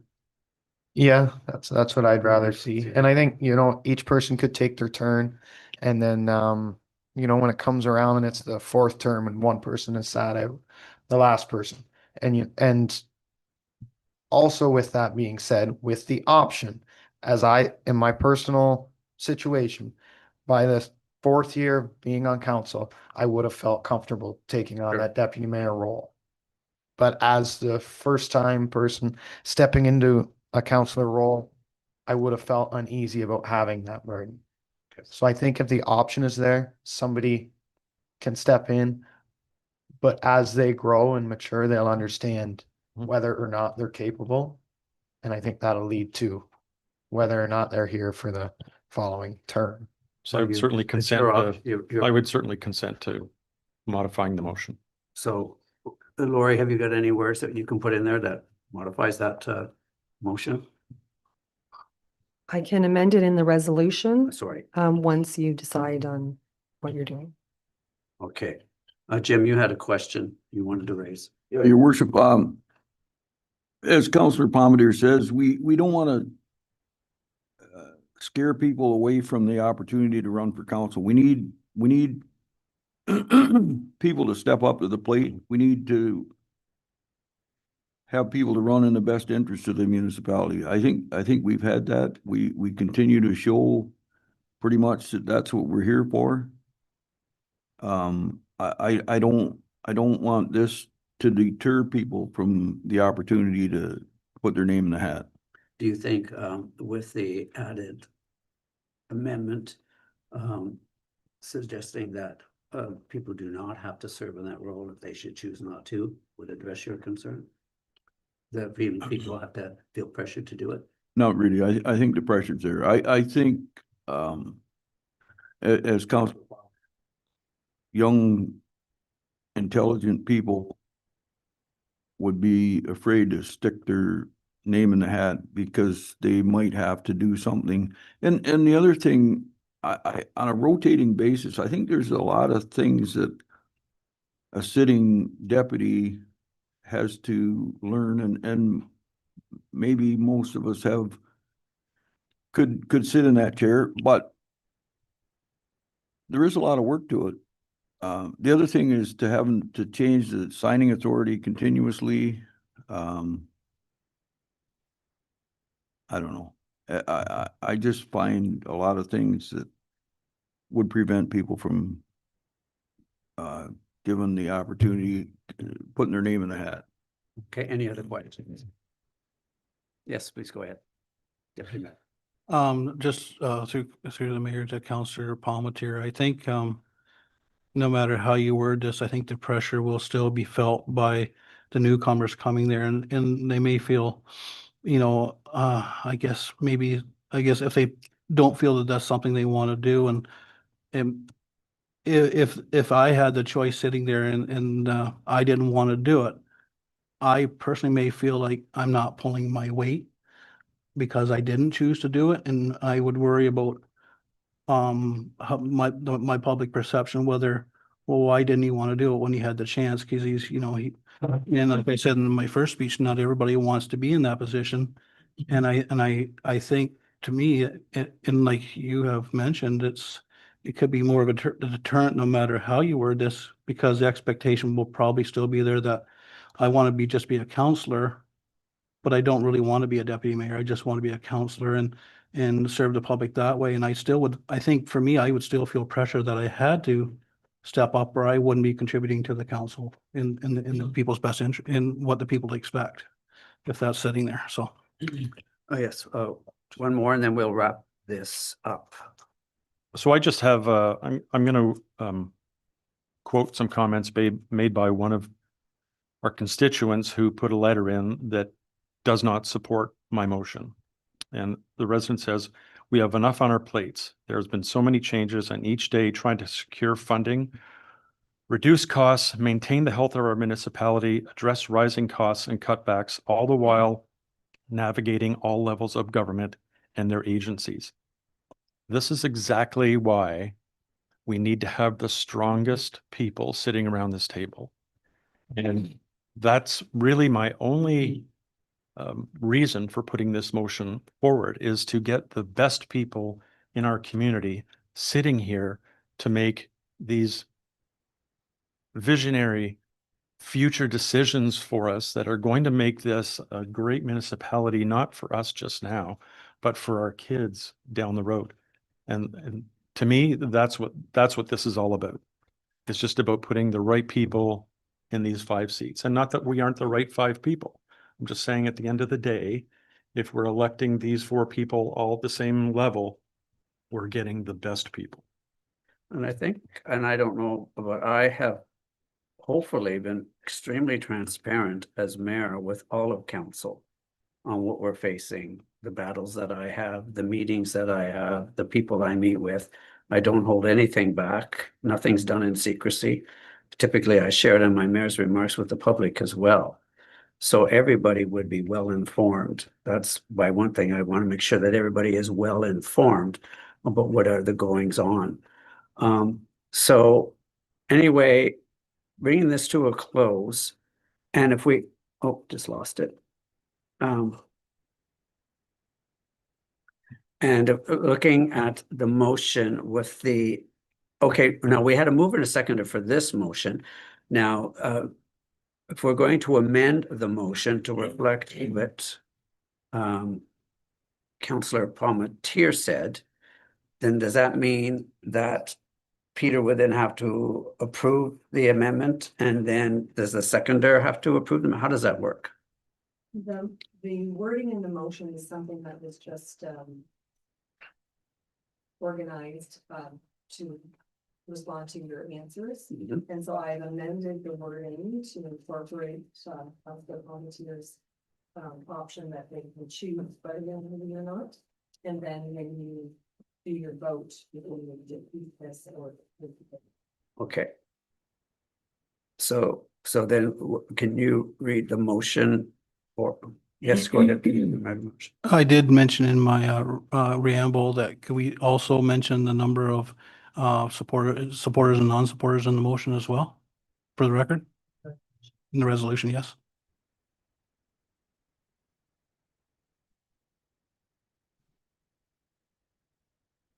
Thank you. I think, yeah, you can add it in, but you're gonna have to also talk about the ones that didn't submit a letter but spoke, and do we have all of that readily available right now? Oh, you've got the names there below, right. Could we take a recess for a moment? I would like that actually, if you don't mind, because I have to go to the washroom. Me too. Well, so do we call them, we're okay?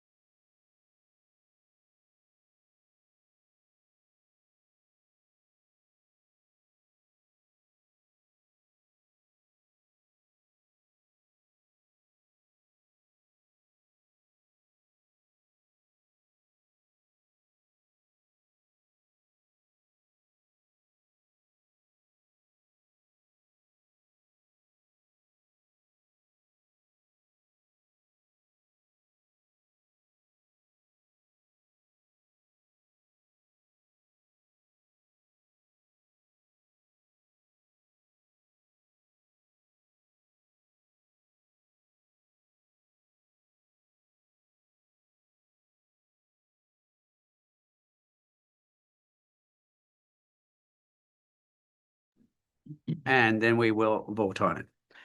Be it resolved, and you wanted a recorded vote. Okay, so I guess we just go around the table and then I'm the last vote. Is that how it works? Okay. Yeah. Okay, be it resolved that council took into consideration the public open house and reviewed resident feedback with 7 support letters and 18 non-support letters submitted. And agreed to change the composition of council for the deputy mayor position to be a 1-year optional appointment as elected by council, commencing with the 2026 election. And further, that council directs staff to bring forward amending bylaw to affect the said change at a future council meeting. And further, that the amendment of the motion suggested by Councillor Palmentier and approved by Councillor Valiquette will remove the necessity of each councillor to be obligated to be appointed to a term as deputy mayor, to a 1-year term as deputy mayor. Like a term could be a term of council. Okay. Are we okay with that added? Okay. You got it in there? Okay, thank you. Okay, so this is a recorded vote. We'll start. What? I'll call. Oh, sorry. folks. Thank you. I'm a leader. The deputy mayor, how do you wish to vote? Against. Councillor Palmetier, how do you wish to vote? In favor. Councillor Fleeler, how do you wish to vote? Against. Councillor Valiquette? In favor. And Mayor DeGenova, how do you wish to vote? In favor. So the motion is carried with a vote of 3-1, or 3-2, sorry. Thank you. Okay. Moving on, could I have a mover and a seconder to table the Canadian Firefighters Foundation request for advertising in the magazine of $394.37? Could I have a mover and a seconder, please? Yes, Councillor Palmetier and seconder, Councillor Valiquette. Any questions on said? Any questions? Yes. I think this should be deferred to budget. We don't have, and, you know, even though I wouldn't mind supporting it, we don't have any extra money right now. We've done 2 of these already, right? Oh, have we? Yeah. For this particular thing? No, not this one. We Oh. did the veterans and we did the Legion, and now this is a 3rd one that's come. Do you still Or we can just, not support it? yeah. Any other questions? Any other comments? So do we want to, I guess the question is, do we authorize or not authorize? That's the thing. I'm looking for some guidance. Council Feeler said not authorize. Okay. Are we okay? I'll read it. The first way is not authorize. They're pointing at me. I guess I'm the mover. Sorry, Councillor Valiquette, did you say support? No. Okay, I'll not authorize. Okay. So that will change now again, right? Okay. Wait to get that up. Be it resolved that council not authorize staff to place a business card site advertisement in the Canadian Fallen Firefighters Foundation magazine in the amount of $394.37, HST included. All in favor? Thank you.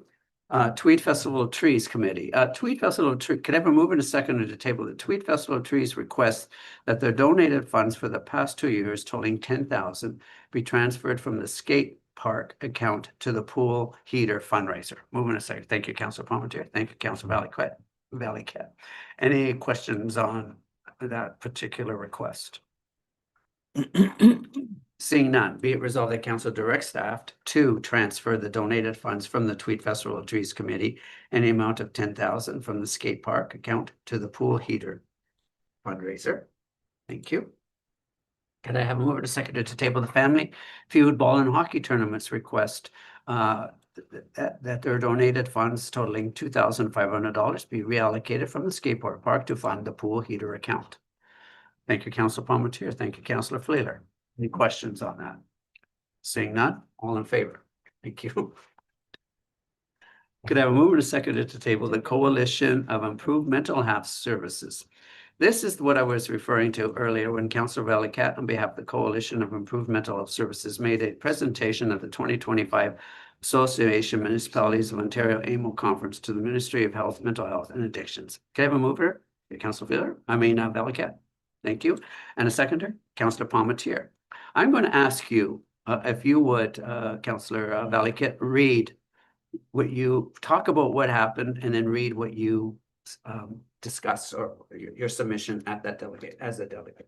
Sure. So a brief summary about when I got on council, Deputy Mayor Rollins reached out to me about setting up a small group of people, a coalition. There were 4 of us to try to improve some mental health services within Central Hastings. So from our municipality to Marmarin Lake, North Madoc Township, Sterling Rawdon, that area specifically. So we put together a business case. It's kind of flopped back and forth at different levels of the ministry. And last month, we were given the opportunity to do a presentation, a delegation at AMO for the deputy minister. And Deputy Mayor Rollins asked, actually, it was the director at Gateway Health Center who is going to do this, because they have partnered with us and are willing to take this on as a bricks and mortar and a management organization for us. So long and the short of it is, unfortunately, the director wasn't able to attend, so I got asked to do this, and I will very quickly go over this with you because I'm sure you've all taken some time to read it. We may have taken time to read it, but I want people to hear it. Absolutely. Okay, so please read it. So Deputy Mayor Rollins started off and he told his story. He had a direct event take place in his life that that had him seek out or to try to increase mental health help within our municipalities. And he turned it over to me, and this is what I said. So thank you for giving this opportunity to speak to you today. I've been given the opportunity because Mayo Hawka, the Executive Director, CEO at Gateway Community Health Center, had a last-minute personal scheduling conflict in Toronto.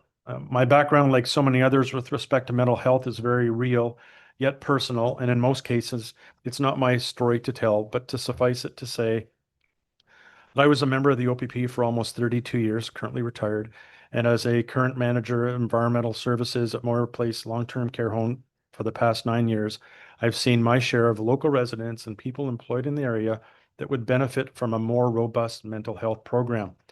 I look forward to, in broad terms, being the patient care advocate for so many that are silent and suffering in Central Hastings. So about the coalition, it's comprised of area residents, all of whom have lived experiences as patient, family member, or caregiver of someone who has struggled to access mental health services. The coalition met with our area MPP at the beginning of this journey, and although not a formal member, he wholeheartedly expressed his support for the coalition and the direction and potential requests. We were tasked with securing a sponsor to develop a formal business plan, and we were successful in securing support from the Gateway Community Health Center. We conducted extensive research, including a lit review to develop a solid business case that offers comprehensive solutions to the needs in our area that would see residents receiving appropriate care in a timely manner. We submitted a business case to Ontario Health East in March of 2024, and that was denied at that time. While that business case is almost 18 months old, the issues and the needs of the community have changed very little. And if anything, it has been the needs have actually increased.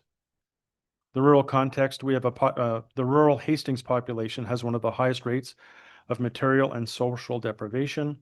Rural communities face additional challenges in accessing and support and services, including transportation barriers, exacerbating the inequities faced by these residents. There's also disparity in the digital equity domain in rural areas that limit access to effective use of technology, would limit access to virtual models of care. about the area where a population of 36,000 residents who currently exist, and there currently exists mental health facilities to provide services to less than 400 people. According to provincial statistics, 30% of Ontarians need mental health services. In Central Hastings, that relates to 10,500 people seeking mental health services. We can only help 400. Mental health needs in our community are higher than the provincial average.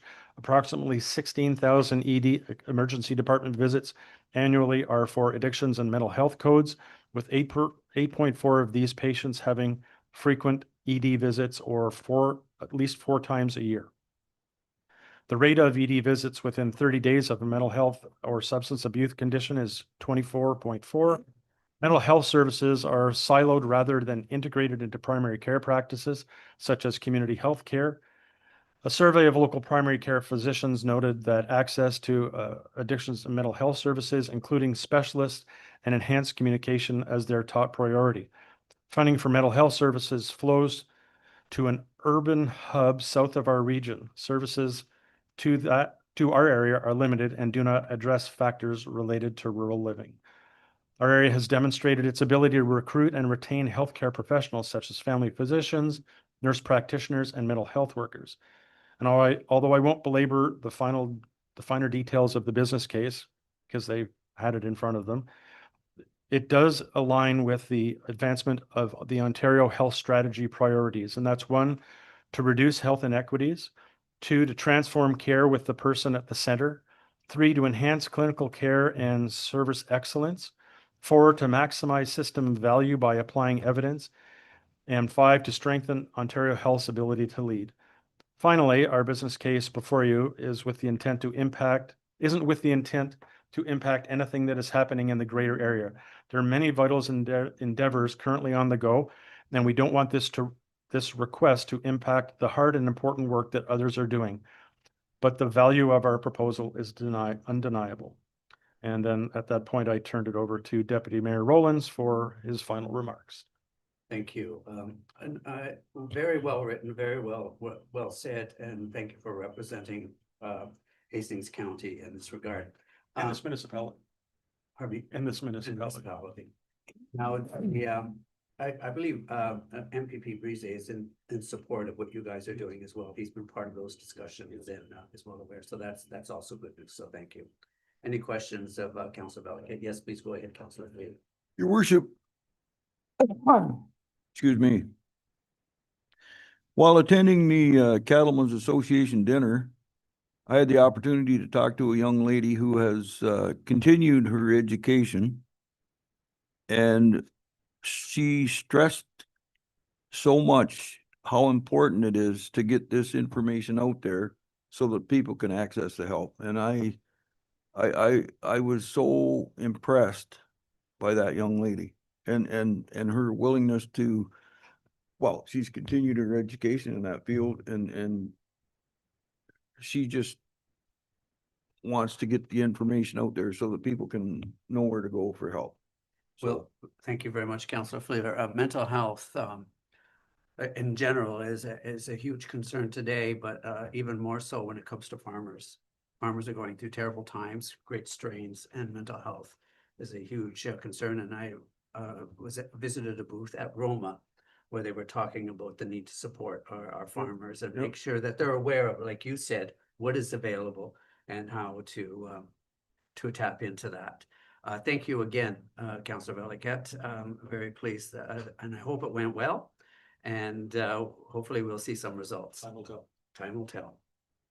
Moving on, could I have a mover and a seconder to table the elect respect from Halton, Ontario? This is.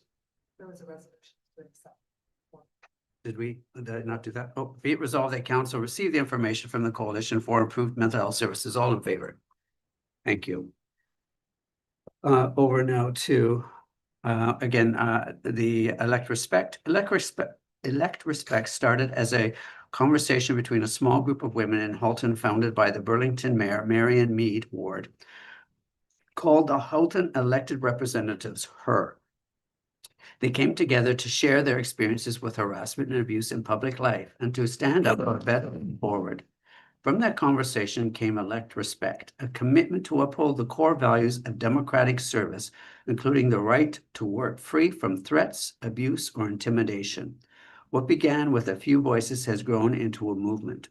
Elect respect now includes elected officials and candidates of all backgrounds who are speaking out against toxic behavior and calling for a renewed commitment to respectful public service. Can I have a mover and a seconder to get that on the table? Thank you, Councillor Parmentier. Thank you, Councillor Fleeter. Any questions on that particular resolution? Seeing none. Be it resolved that the municipality of Tweed supports the Elect Respect Pledge and commits to treat others with respect in all spaces, public, private, and online, reject and call out harassment, abuse, and personal attacks, focus debate on ideas and policies, not personal attacks, help build a supportive culture where people of all backgrounds feel safe to run for and hold office, call on relevant authorities to ensure the protection of elected officials who face abuse or threats, and model integrity and respect by holding one another to the higher standards of conduct. And further, that the municipality of Tweed calls on elected officials, organizations, and community members to support the Elect Respect campaign and sign the online pledge at www.electrespect.ca. And further, that a copy of this resolution be sent to the Association of Municipalities of Ontario, Ontario's Big City Mayors, Federation of Canadian Municipalities, the Office of the Mayor of Burlington, relative MPs and MPPs, Regional Police, the Ontario Provincial Police, and the Royal Canadian Mounted Police. All in favor? Thank you. Moving on, could I have a mover and a seconder to table the correspondence information, please? Thank you, Deputy Mayor Marsh. Thank you, Councillor Valiquette. Is there anything that anybody... I see that Tweed and Area Arts Council has acknowledged that they will hold their front porch ruckus on the, I think it's the fourth Saturday, and in this case, it's June 27th next year. What I would like us to do, and then we could reach out to Cindy and that to make sure that we have, when we have these events on certain days, that we don't do things that are going to conflict with them. So for example, I believe Muskie weekend is one, boat races the next weekend. The ride or the Rockin' the Trails is the next weekend. And then Front Porch Ruckus is this weekend, because sometimes these events can disrupt other things that people have put a lot of time and effort in. So I'd like us to confirm that and let the appropriate peoples know that that's what's happening. Any questions on any of that one? Okay, anything else? There is the, I draw your attention to 3.13.4, which is the follow-up on, I'm going to get that wrong, Barcor. Oh, yeah. It was Strickland? Yeah, thank you. That the government has appointed someone, given them $300,000 to ride them through temporarily. But the person that was to go in and look at the situation had a couple of weeks to come up with what they could do, and looks like they're facing a tax increase of 80% at this time. So, like, you know, and I'm sure there's going to be a lot more to this that's going to happen, but it just is an update on something that we had put in the previous council when we heard that it was going to be a 200% tax increase. Is there anything else in there? Are there any requests for support? I didn't see any there that I wanted. We've had some people supporting our position on the recycling program.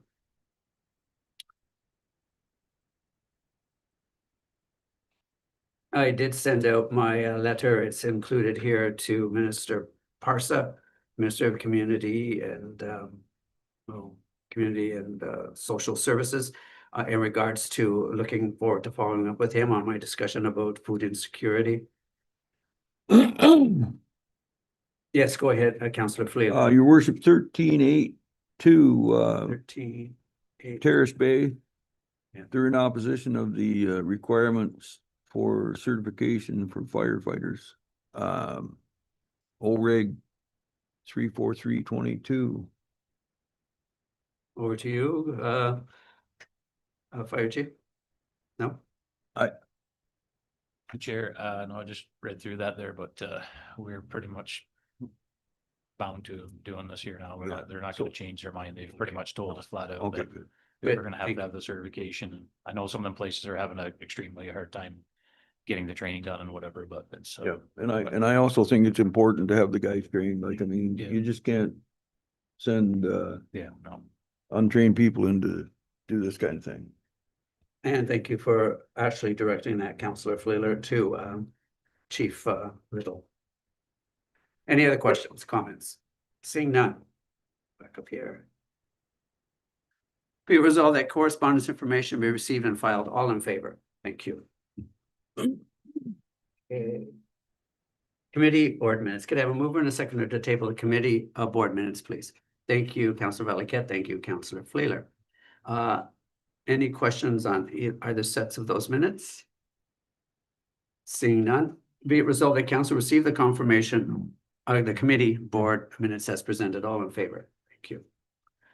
We are now going to be moving into a closed meeting. Could I have a mover and a seconder to move into close, please? Sorry, Lori, just in case we need it. Okay, can we do an extension? Could I have a mover and a seconder to extend the meeting if necessary? Okay, okay, Councilor Wheeler, So- Deputy Mayor DeMarsh. I don't know if I should do that because I have to leave. That's okay. You have to leave at noon, you said. Hopefully we're gonna Well, get most of this, or close, Close. close to. Okay.